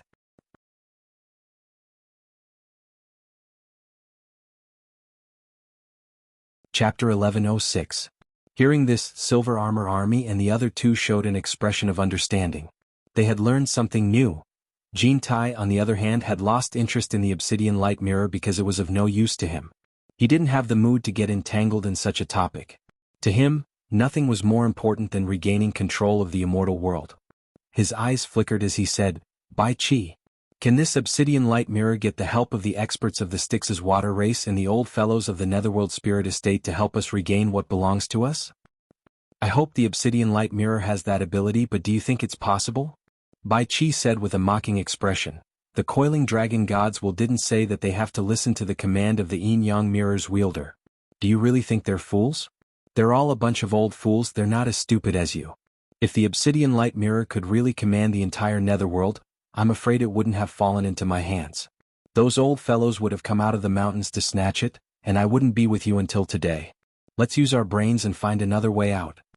Jintai thought about it and said with some anger, Then what do you think we should do? Are we supposed to hide here forever? Staying here isn't a long-term solution. We'll be discovered sooner or later. We have to find a safe place to settle down first. Then think of a way to deal with that Wu Feng and his family. Want to find a safe place to settle down? Where is there a safe place for us to settle down now? Bai Qi sneered. How about the Netherworld Spirit Estate? You have the Obsidian Light Mirror, those old fellows shouldn't stop you from finding a place to settle down there. Jin Tai said naturally. Bai Qi nodded. It will help us settle down, but don't forget, Wu Feng was able to bring out the Wind God staff from the Netherworld Spirit Estate. That means he can also enter and exit the Netherworld Spirit Estate. Although we don't know the reason, it's very likely that he has a close relationship with one of the almighty beings inside. Otherwise, he wouldn't be able to safely bring out a treasure like the Wind God staff. In this situation, do you still dare to take this risk? Qintai's expression froze and he said helplessly, we can't stop Wang Qing's sword drawing style in the immortal world, and the underworld can't beat his father's Wind God staff. However, we didn't dare to rashly step into the human world as we were afraid of incurring the wrath of the heavens. The golden lightning that filled the sky still gave me lingering fear. It was too frightening. It's a pity that it's not time for the divine ruin realm to open yet. Otherwise, after we enter, we can join hands to seal the passageway, and when the time is right, we can open the passageway to take revenge. We probably can't win against Wu Feng even if we go to the Netherworld God Manor, and we can't enter the forbidden area of the underworld. Don't tell me there's no place for us to stand within the several realms? How did we end up like this? It's all your fault. If you hadn't eradicated the Wind Evolution sect back then, would there be such trouble today? However, that ghost world forbidden land. Bai Qi said thoughtfully, I wonder what method that Bai Changchun used to enter and exit the mysterious forbidden land. Speaking of which, if we can rope in Bai Changchun's help, who knows, maybe that old brat's amazing skills can break the divine wind staff. Bai Changchun? Do you think that's possible? You almost killed him back then, and he kept saying in the Immortal Palace that he would take my life in the future. There's no way to resolve the grievances between us. At this moment, Kim Tae realized that he seemed to have pushed him too far. He couldn't find a way out. His face gradually became ferocious as he said, if you push me too far, then don't blame me for being impolite. Bai Qi dragged out the last syllable and said with some disdain, how can you be impolite? It's already come to this, are you still being polite to them? Why can't I see that? Jin Tai said with a savage expression, open all the demon realm seals in the immortal and netherworld, and the 72 realms of the human world. Open the 74 demon realm passageways that the demon god opened back then. Even if you can't open them all, just opening one is enough. I'm sure that the 3 knights will seize the opportunity to lead the heroes of the demon world to the 3 realms again. Demon King 3 Knights. The silver-armored army, purple-armored army, and blue-armored celestial army all cried out in shock. You're crazy. Bai Qi was very moved as he said sternly, back then we spent a great deal of effort to seal the 3 knights and his group of demons in the demon world. Once you open the demon world, the 3 realms will once again fall into the hands of the demon Dao. Who in the 3 realms can be the 3 knights' opponent? Back then, even those old fellows in the Netherworld God Palace had to think twice and didn't dare to provoke them. So many years have passed, have you thought about how terrifying the 3 knights is now? Let's not talk about this for now. Back then it was you and I who used to scheme to seal them. When the 3 knights comes out, the first thing he will do is seek revenge on us. At that time, there really will be no path to heaven or door to hell. Jin Tai was silent for a while. From his abnormally serious gaze, it could be seen that he was also very afraid of the Demon King 3 Knights. After thinking for a while, he looked at Bai Qi and asked indifferently, if we are forced into a corner and the 3 Knights is willing to let us go and save us, are you willing to open the demon realm passageway and let the 3 Knights out? The 3 Knights will let us go and save us? Don't talk nonsense. That's impossible. We sealed them for so many years, and they want nothing more than to swallow us alive. How could they let us go? Bai Qi suddenly raised his hand and said sternly, let's stop here. I will not agree to open the demon world again. Let's not talk about this anymore. We should think of another way. Actually, if you really force me to that point, you should know that I can open the seal of the demon world by myself. I don't need your permission. Jin Tai stared straight at Bai Qi and said slowly, back then, after sealing the demon world, you took a piece of cloth stained with the blood of the 3 Knights and said that you have a secret technique to communicate with the 3 Knights of the demon world through the blood on the cloth. Presumably, you weren't lying at that time. Bai Qi sneered, you want me to communicate with the 3 Knights of the demon world and negotiate with him on the condition that he let us go and help us, and we open the demon realm passageway to release him? That's right. That's right. Jintai nodded. Bai Qi raised his hand and pointed at his own head. With a face full of ridicule he said, use your brain and think about it. Even you, Lady Jean, go back on your word and have no integrity to speak of. Could it be that you dare place your hopes on Sanyi to keep his word? He can easily agree and deal with you after he comes out. Jintai calmly said, we can make him swear on the demon god curse. From the one Night Demon Monarch to the second Night Demon Monarch to the third Night Demon Monarch, they are all direct descendants of the demon god. They worship their ancestor the demon god to the extreme. As long as the three knights swears on the demon god, he will not dare to violate the oath and blaspheme the demon god. We can use this to negotiate the conditions. What is there to be afraid of? Of course, unless the three knights is willing to be trapped in the demon world and not come out. In that case there is nothing we can do. But I'm sure he wants to come out. Bai Qi shook his head, you're crazy. With the passage of time, if the three knights doesn't take the oath seriously, I can't imagine how miserable your death will be. I know this method is very risky, but if we are forced into a dead end we will die either way. Since there is a glimmer of hope, why don't we try it? At least if we die we can drag them down with us. No one will have an easy time. Just think of it as revenge. There is nothing bad about it. Jintai said with a self-mocking tone, what do you think? Don't you want to take revenge for the Huang Jiasheng army? The three silver-armored soldiers looked at each other, then at the emperor of the underworld they were loyal to. Bai Qi fell into silence. After a while his eyebrows twitched. It was unknown what he thought of, but he looked at Jintai up and down and said, Jintai, you are actually a gold spirit. This is really surprising. Could it be that your physical body is made of gold? If that is the case, then you will be invincible? You have played with so many women.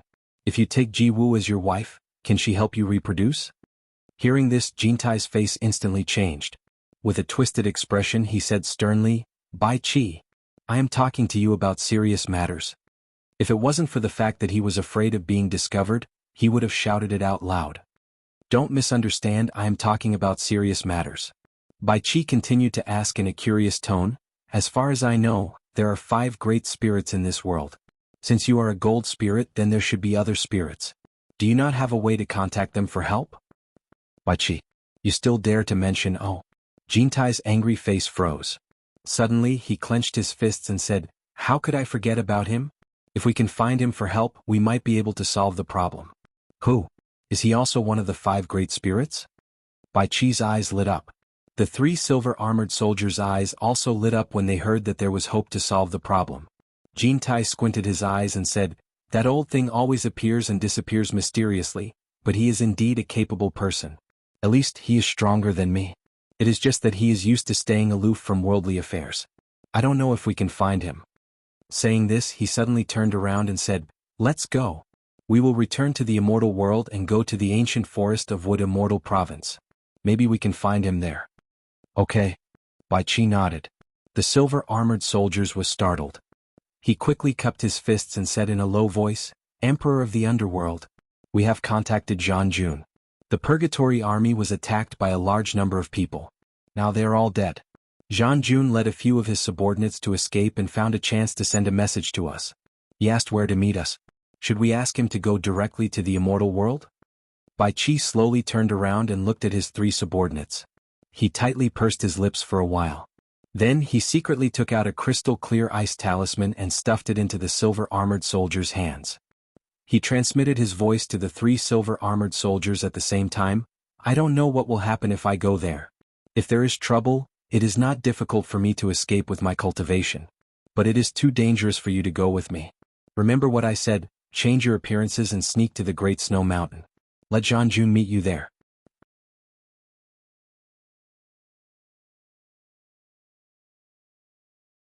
Chapter 1107. In the rocky stream there was no moonlight, but there was a cool breeze. Jin Taiwei glanced at them and guessed that they wanted to go their separate ways. With the current situation, this was not something he wanted to see.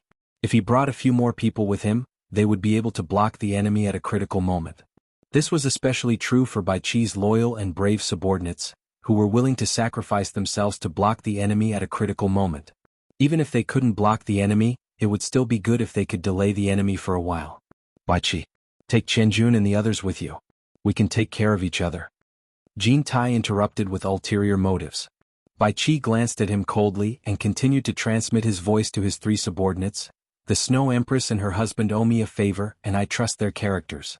Therefore, I've been saving this favor as a backup plan, and I haven't told anyone and I haven't let anyone know about it. I'm preparing to use it at a critical moment. Now the situation is not in our favor. I vaguely feel that this matter is a bit sudden. There are too many factors involved in it. This matter should not be so simple. I am afraid that it will not end well. You have followed me for many years. Unfortunately, I have nothing left for you. I only hope that I can protect you as much as possible. After you reach the Great Snow Mountain, take out this ice talisman and ask for protection. The Snow Empress and her husband will arrange a place for you. Although the cultivation of the Snow Empress and her husband is not very strong, they have the Great Snow Mountain to rely on. Not many people have the ability to break into the Great Snow Mountain and make things difficult for them. Unless someone can destroy the Great Snow Mountain that has existed for countless years, even if the Snow Empress and her husband are no match for them, they should have no problem to hide. In addition, they have 800,000 Ice Soul Profound soldiers under their command. With their protection, you should be very safe in the Great Snow Mountain. Seeing that they were eager to express their opinions, Bai Qi raised his hand to stop them. Don't say anything else. Listen to my arrangements. Now that they've revealed all their trump cards, I'm already prepared.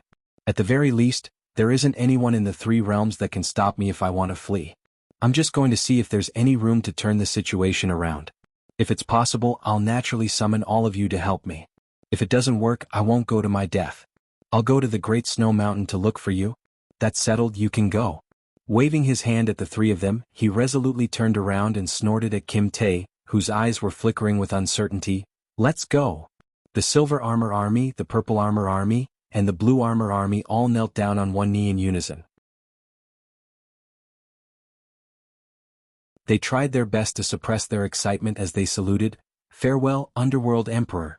When they raised their heads again, the figure in front of them had already disappeared, and two flowing lights, one gold and one white, disappeared on the horizon. A flying shuttle was flying toward the Minghuang Mountain at a moderate speed. Along the way, they would occasionally bump into large groups or small groups of people chasing and killing each other, making them feel that the netherworld was already in chaos. Nie Xiaoqian and the others didn't want to encounter any trouble on the way, so they had already changed their conspicuous golden robes. The flying shuttle didn't dare to fly too fast. Firstly, it was afraid of attracting too much attention. Secondly, Nie Xiaoqian and the others were constantly observing their surroundings. Because they didn't know Kim Tae's exact location, they couldn't communicate with him through voice transmissions, so they could only rely on their eyesight to carefully search for him. None of this had anything to do with Yu Qianqiu. Yu Qianqiu was still using his old habits, sitting at the back of the group and thinking about his own matters. In the end, she actually walked to the back of the group and sat next to Yu Qianqiu. However, what made him depressed was that Qingyang kept glancing at him from time to time. What was even more excessive was that she didn't seem to enjoy looking at him from afar. In the end, she leisurely walked to the back and bent down to sit next to Yu Qianqiu. This immediately attracted everyone's attention. From time to time, everyone would glance behind them. This was because everyone who knew Qingyang knew that this woman didn't care about ordinary men at all, let alone sitting next to a stranger. In this way, it immediately attracted everyone's attention. From time to time, they would look back because those who knew Qingyang all knew that this woman didn't care about ordinary men at all, let alone a stranger who was sitting shoulder to shoulder with her. Especially Nie Xiaoqian's eyes, which were unscrupulously looking back and forth between the two of them, were full of suspicion. Yu Qianqiu, who was sitting on pins and needles, had a vague feeling that Qingyang might have recognized him, but for some reason she couldn't be sure. After all, the two of them had been dancing together for a few days. Not only were they very familiar with each other's body shape, eyes and ears, they could even recognize each other's body odor. After thinking this through, Yu Qianqiu cursed inwardly. Since he had already started, he decided to just go with the flow. He moved his body to the side, not letting Qingyang see his face, and lied down, pretending to sleep. In the end, he really did fall asleep. His dreams were filled with scenes of him and Qingyang dancing naked in the Green Pear Palace and being scolded by her. After an unknown amount of time, the speed of the flying shuttle suddenly decreased. Yu Qianqiu immediately woke up from his muddle-headedness. Hearing the sounds of fierce fighting, he immediately sat up. Nie Xiaoqian quickly walked forward and asked in a low voice, "What's wrong?" And Gao, who was driving the flying shuttle, pointed forward and said, "There are thousands of people fighting in front of us. Should we go around them?"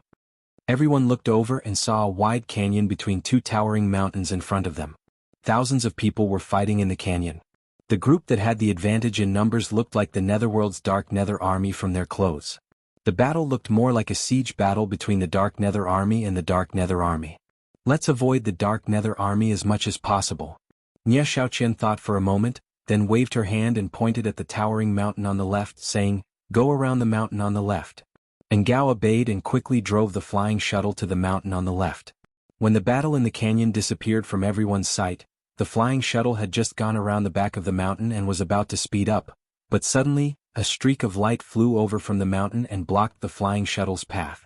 The flying shuttle abruptly stopped. A woman in black with shoulder-length hair and half her face covered by a veil was blocking the way. Her deep gaze swept across everyone, causing everyone to become vigilant. Yu Qianqiu also quickly stood up.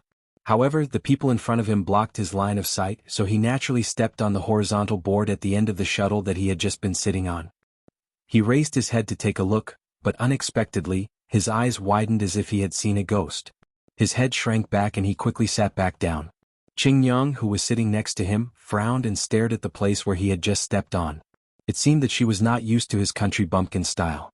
The black-clothed woman in front of them looked at Nie Xiaoqian's face and said indifferently, "So it's the Immortal Palace's chief steward Nie. Long time no see."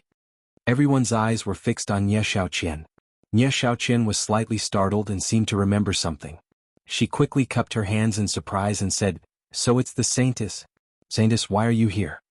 Based on everyone's experience, they immediately guessed that the person who had just arrived was the mysterious woman that the Underworld Emperor Bai Qi had called the Saintess of the Underworld. They couldn't help but look at her with great surprise. Qingyang was also curious to see what this legendary Saintess of the Underworld looked like. However, when she tilted her head slightly, she found that Yu Qianqiu was sitting motionlessly like an old monk in meditation. She suppressed the urge to stand up and take a look. Most of the people present had never seen the Saintess of the Underworld before, so it was not strange that they didn't recognize her. However, when Nie Xiaoqian followed Jin Tai to fight the Myriad Swords demon monarch in the human world, she had seen the Saintess of the Underworld several times. She had seen the immortal Emperor Jin Tai and the Underworld Emperor Bai Qi treat this mysterious woman with respect. With Jin Tai's arrogant attitude, even he had to be respectful, so she naturally didn't dare to be disrespectful. The Saintess quietly replied, "I will wait here for the Underworld Emperor's arrival." Her gaze swept across everyone's faces as if she was examining something. Everyone looked at each other, but Nie Xiaoqian revealed a joyful expression and said, "Saintess, you mean to say that the Underworld Emperor will pass by this place?" The reason for her happiness was very simple. With the situation at this point, the Underworld Emperor and the Immortal Emperor would definitely be together. If the Underworld Emperor came, then the Immortal Emperor would naturally come as well.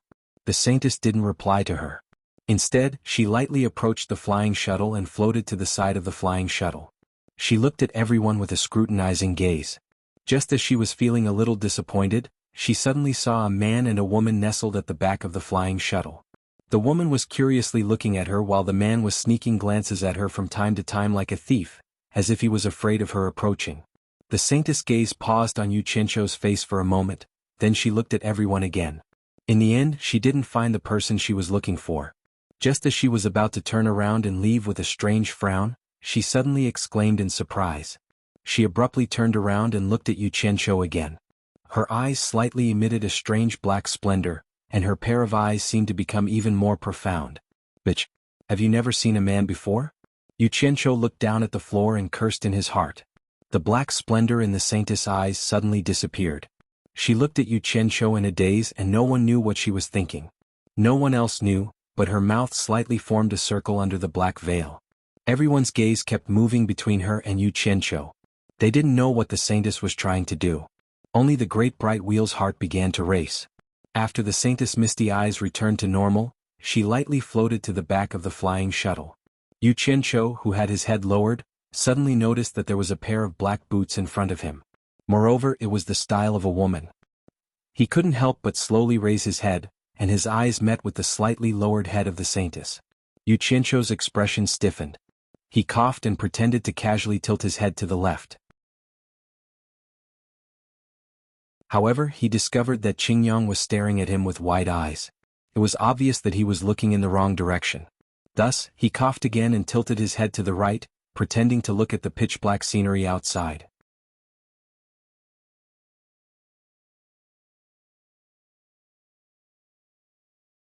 Chapter 1108.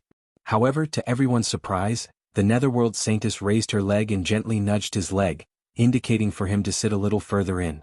Yu Qianqiu raised his head in surprise and obediently moved his butt in. As a result, he bumped into Qingyang's butt. The netherworld saintess' name caused Qingyang to cooperate and move her butt further out. Finally, there was a small empty space at the end of the shuttle, and the netherworld saintess sat down without any hesitation. What did it mean to be on pins and needles? Yu Qianqiu now had another understanding of the situation. The situation was like this. There were 3 people in the small space and 2 women were sandwiching a man in the middle. In fact, the 2 women knew him and he also knew the 2 women. However, he had changed his appearance and wanted to pretend that he didn't know the 2 women. However, the 2 women seemed to recognize him, and he had to pretend that he didn't know them. Thus, the 2 women began to push him left and right. There was also a group of people watching the show with surprised expressions. They thought that he had done something to the 2 women, but in fact, he hadn't done anything to them. Nie Shaoqian and the others looked at the 3 people in the back with suspicious eyes. They couldn't figure out what the 3 people were doing. Could it be that there was a place with good feng shui behind them? Or could it be that Niu Yu's charm was limitless, and women fell in love at first sight? Even if it was a place with good feng shui, even if Niu Yu's charm was limitless, there was no need to do this in front of everyone, right? Yu Qianqiu straightened his back and sat there motionlessly. At this moment, he couldn't find even the slightest bit of feeling like he was hugging a woman on his left and right. There were still faint sounds of fighting coming from the canyon on the other side of the mountain, but aside from the sound of the wind, it was eerily quiet here. Under everyone's gaze, Yu Qianqiu swallowed with difficulty. Just as he was about to stand up, a hand suddenly reached out from his right and stopped him from getting up. Yu Qianqiu slowly turned around and saw that the underworld saintess was looking at him with a profound gaze. He immediately confirmed that the other party had recognized him. Hence, his shoulders and waist slumped as he shamelessly sat between the 2 women. Who's afraid of who? After a while, Nie Shaoqian walked through the crowd and came to the back. She cupped her hands to the saintess of the underworld and asked, "Saintess, are you going to wait here for the underworld emperor?" The netherworld saintess nodded slightly and didn't say anything. Nie Shaoqian said, "I understand." She looked at her daughter again and didn't know what she was doing. She then turned around and gave the others a look. Everyone turned around and didn't want to watch anymore. Yu Qianqiu immediately felt the pressure on him lessen significantly. He tilted his head to look at the netherworld saintess and transmitted his voice respectfully, "Saintess, what is your intention in doing this?" The saintess of the underworld also tilted her head to look at him and sent him a telepathic message. "Yu Qianqiu, you are so capricious. You were dressed like a barbarian before. I almost didn't recognize you. I almost let you go for nothing." Yu Qianqiu refused to admit his mistake. "Saintess, have you mistaken me for someone else? My name is Niu Yu, not Yu Qianqiu." The underworld saintess blinked her eyes and said, "You can hide it from others, but how can you hide it from me? You should know that I am proficient in divination and can see many things that others can't. How can your little tricks fool my eyes? Do you want me to expose your true colors in front of everyone?" "No wonder you are the saintess of the underworld. I can't fool you." Yu Qianqiu snorted. He was a little displeased by the other party's belittling and threatening words. It's not a big deal to be proficient in divination. Take me for example. Although I am also proficient in divination, I always keep a low profile and never show it off in front of others. I think it's meaningless to do so. To put it bluntly, it's just vulgar. Oh, from what you said, it seems that you are also proficient in divination. I really can't see it. If there is a chance, I want to see it. The saintess of the underworld's tone was somewhat sarcastic. Yu Qianqiu had set a trap for her to fall into. He expected that she would say this, so he asked, "If you really want to see it, I can show you a few of my skills since there is nothing to do now. I'm just afraid that it will scare you." "Scare me? Not to that extent. I will wait and see." The saintess of the underworld looked around as if she wanted to choose someone for Yu Qianqiu to read their fortune. Unexpectedly, she found that her hand was grabbed by someone. She looked back coldly and saw Yu Qianqiu rubbing one of her hands. He even had a greasy smile on his face, revealing a very wretched look. She had never been treated so disrespectfully before. She immediately said in a cold tone, "Are you courting death?" Qingyang, who had been silently observing the actions of the two, was stunned. From their expressions, she could tell that the two of them seemed to be conversing with each other through voice transmissions. She never would have thought that the fellow beside her would actually do something like profaning the underworld saintess. She could already see the murderous intent in the underworld saintess' eyes, but the fellow was still smiling shamelessly. Didn't you want to see my divination skills? It's best to use you to verify it. You should know whether or not your divination is accurate. Otherwise you will say that I am talking nonsense. Why are you looking at me like that?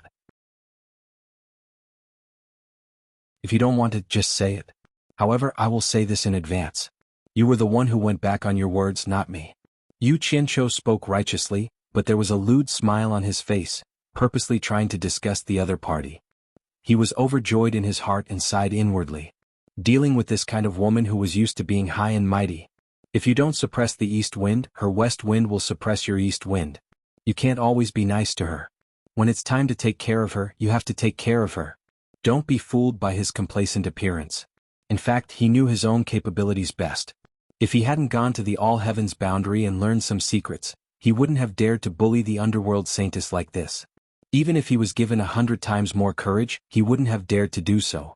However, the underworld saintess thought that Yu Qianqiu was deliberately advancing in order to retreat. If she refused now, the other party would naturally take advantage of her. Even if she took care of him, he would still be in the right. Thus, she resisted the urge to slap Yu Qianqiu to death. She clenched her teeth and transmitted her voice. Is there anyone who divines like you? Yu Qianqiu grabbed her hand, which was gradually becoming a little tense, and continued to touch her wrist. As he touched it, he laughed shamelessly and said, "To think that you are proficient in the art of divination.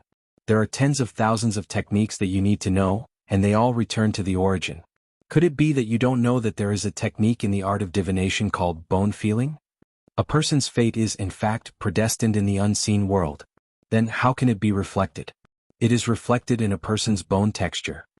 The saintess was slightly stunned by his words. Although she didn't know how to touch bones, she was, after all, proficient in this field. Not only did Yu Qianqiu's words make sense, but some of them were indeed reasonable in the art of divination. It didn't seem like he was talking nonsense.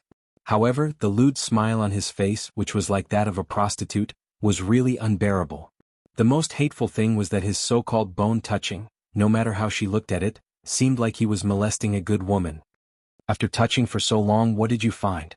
The saintess's tone was so gloomy that ice water could be wrung out of it. She suddenly withdrew her hand and subconsciously looked at the people standing in front of her, afraid that they would see her.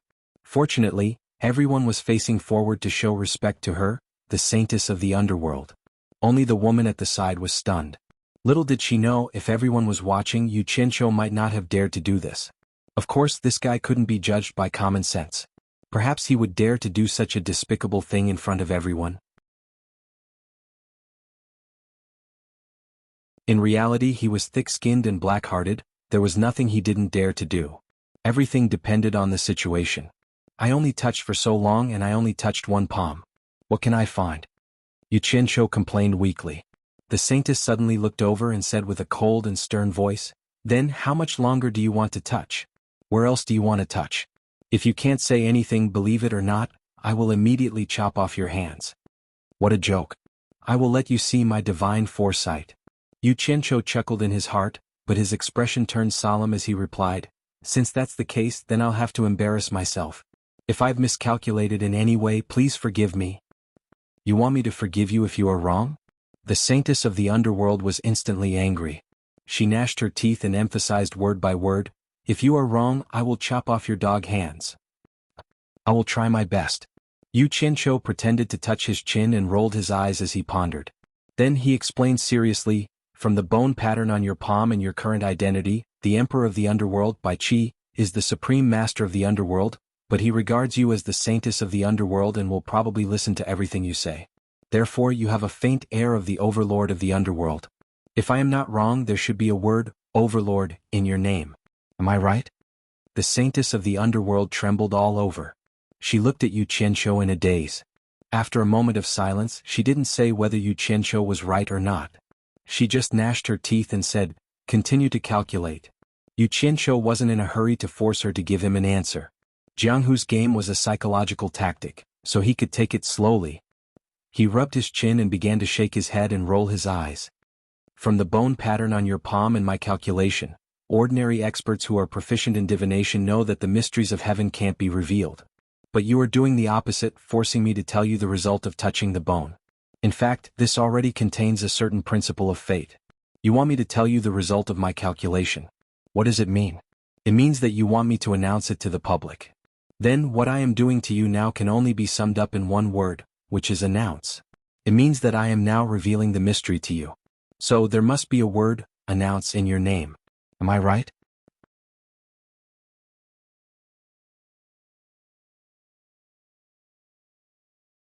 Chapter 1109.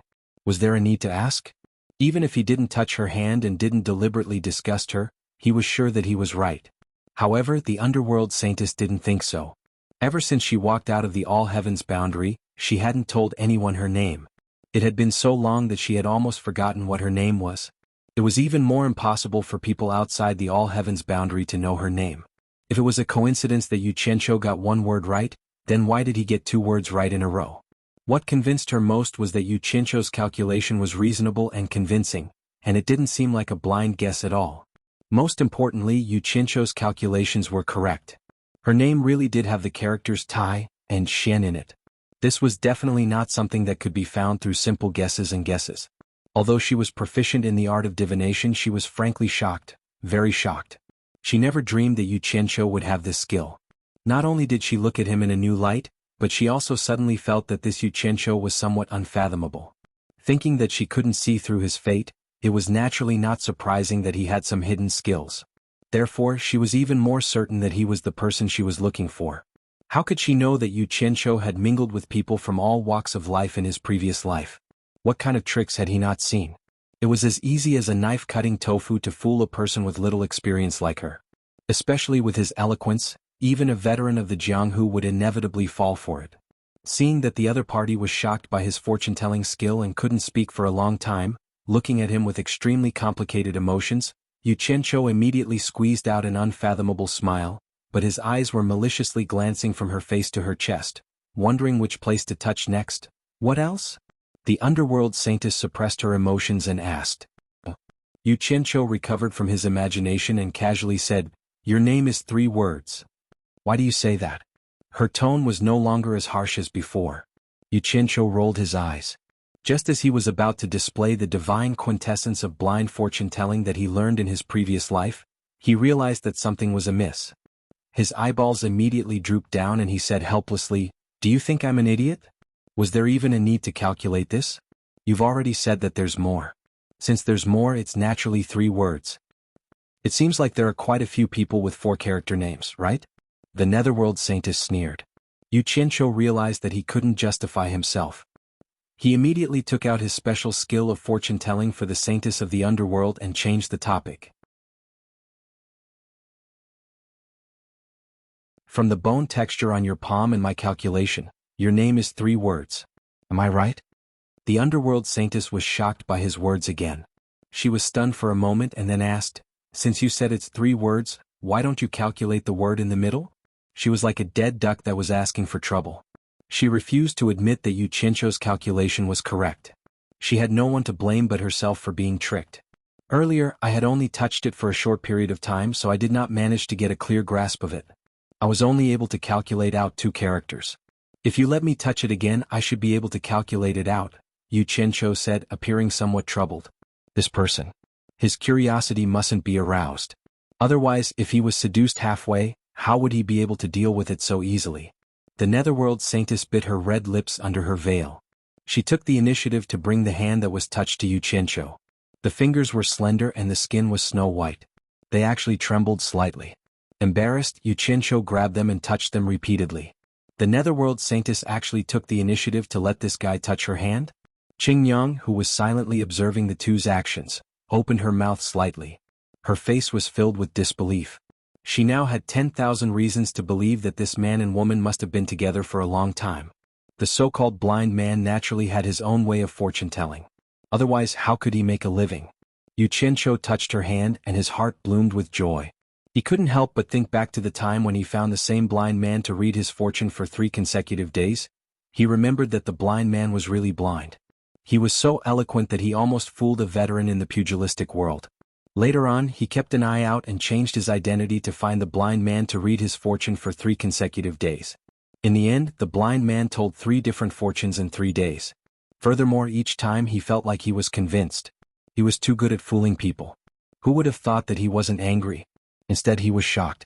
He directly invited the blind man back with a high salary. He was given good food and drinks, and a few beauties served him. In the end, the blind man didn't disappoint him. He was loyal and devoted. At the crucial moment, he would appear and perform miraculous deeds for him. He became his right-hand man.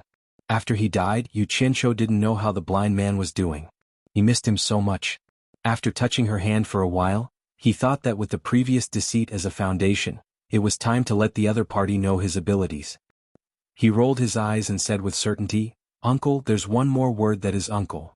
Your full name is Taishu Xian." His black eyeballs drooped down as he stared at the other party and asked, "Am I right?" Although he asked, his face was filled with great confidence in his bone-touching divination art. Actually, when she had calculated the first 2 words, she was already mentally prepared. When she heard that her full name was really out, the Netherworld Saintess was very calm this time. She slowly pulled her hand back and said coldly, "The bull's head doesn't match the horse's mouth. Not a single word is correct. This is not my name at all.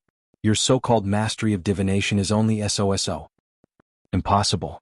Yu Qianqiu denied it on the spot, cursing the dead duck's stubbornness in his heart.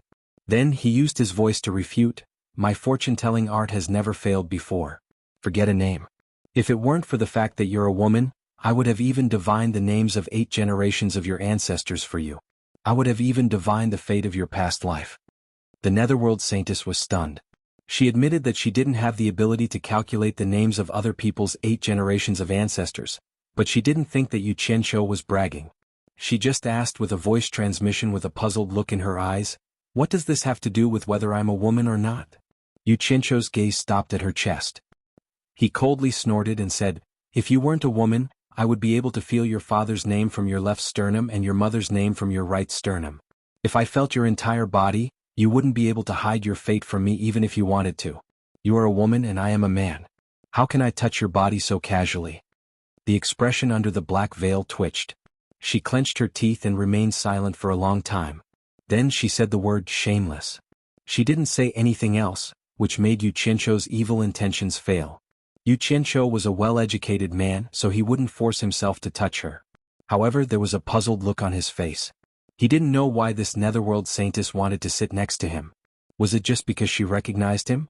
The fighting noises in the valley gradually disappeared. Then there was the sound of a large number of people flying away. The surroundings suddenly fell into a dead silence. A few hours later, 2 beams of light flew over the 2 people's heads at an incredible speed. By the time they realized what was going on, the 2 beams of light had returned. Obviously they had discovered them. Jin Tai and Bai Qi appeared not far from the flying shuttle. Everyone was overjoyed and bowed. "Greetings, immortal emperor, greetings, emperor of the underworld." Qingyang also stood up and bowed. Only the Netherworld Saintess and Yu Qianqiu remained motionless. Now that the World Commerce Association of Yu Qianqiu had collapsed and his subordinates had left the immortal realm, he didn't have to worry about being restrained. He didn't care if they were the immortal emperor or the emperor of the underworld. Jin Tai and Bai Qi looked at the 2 motionless people and glanced at each other. Then they landed on the flying shuttle and politely cupped their hands towards the Netherworld Saintess. Bai Qi bitterly smiled and said, "I heard from Qianjun that the Saintess had secretly left the underworld royal palace a few days before the war broke out. It seems that the Saintess had already predicted this calamity." Jin Tai indifferently snorted and said, "So what if she predicted it? Didn't your underworld royal palace still perish?" He was clearly unhappy that the Netherworld Saintess didn't warn him in advance. The might of the heavens is hard to predict. No one can see the trend of the heavenly Tao. Who can go against the trend of the heavens? They can only go with the flow. If it wasn't for this, why would I be trapped in the mortal world for 100,000 years? The Netherworld Saintess glanced at the 2 and said, "Under the might of the heavens, I am like a small boat in a raging river. I can't stop anything. It is already not bad that I could reach the shore in the midst of the raging waves." Jin Tai coldly snorted, "If the might of the heavens is hard to predict, Then why did the Saintess avoid the disaster in advance? If I could predict the movement of the might of the heavens, then I would be the heavenly Tao. I just happened to avoid this disaster because I wanted to find someone. This is fate. The Netherworld Saintess lightly waved her hand and said, if I didn't deliberately delay here for a while, I'm afraid the two of you would have already encountered Wang Qin. There's no point in reasoning with people like you. Jin Tai flew into a rage, but Bai Qi quickly blocked him. Looking at Yu Qianshou, who was sitting together with the Netherworld Saintess, he was slightly surprised. He squinted his eyes and asked, this friend's face is covered with something. It seems like he doesn't want to show his face. I wonder if he is an old acquaintance of Bai Qi? Jin Tai immediately looked over and coldly snorted, hiding your head and hiding your tail. One look and I can tell that you are hiding something. The others were slightly shocked as they looked at Yu Qianshou. They didn't have Jin Tai and Bai Qi's microscopic vision that could see through the human skin mask. Qingyang's expression shook. Her eyes flickered as she stared at Yu Qianshou. She was more and more convinced of her guess. Deming Luan quickly came out and cupped his hands at Jin Tai. Immortal Emperor, please calm your anger. This person was sent by an old friend of mine to inform this subordinate. It was precisely because of his timely report that this subordinate was saved from danger. Jin Tai glanced at the others. Seeing Ye Shaoqian nod in agreement, he shouted, then let him take off his mask. Yu Qianshou was just about to take Deming Luan and leave when the Netherworld Saintess quietly said, he is my subordinate. I don't think he needs to listen to you, right? You're tuning in to the Han Li's Wuxia Adventures YouTube channel. We're so grateful for your support, and don't forget to subscribe to join us on this incredible journey through captivating stories. Your generosity through donations truly makes a world of difference, as it's the primary source of revenue that allows me to expand and enhance this channel for you. Thank you from the bottom of my heart for being a part of this adventure.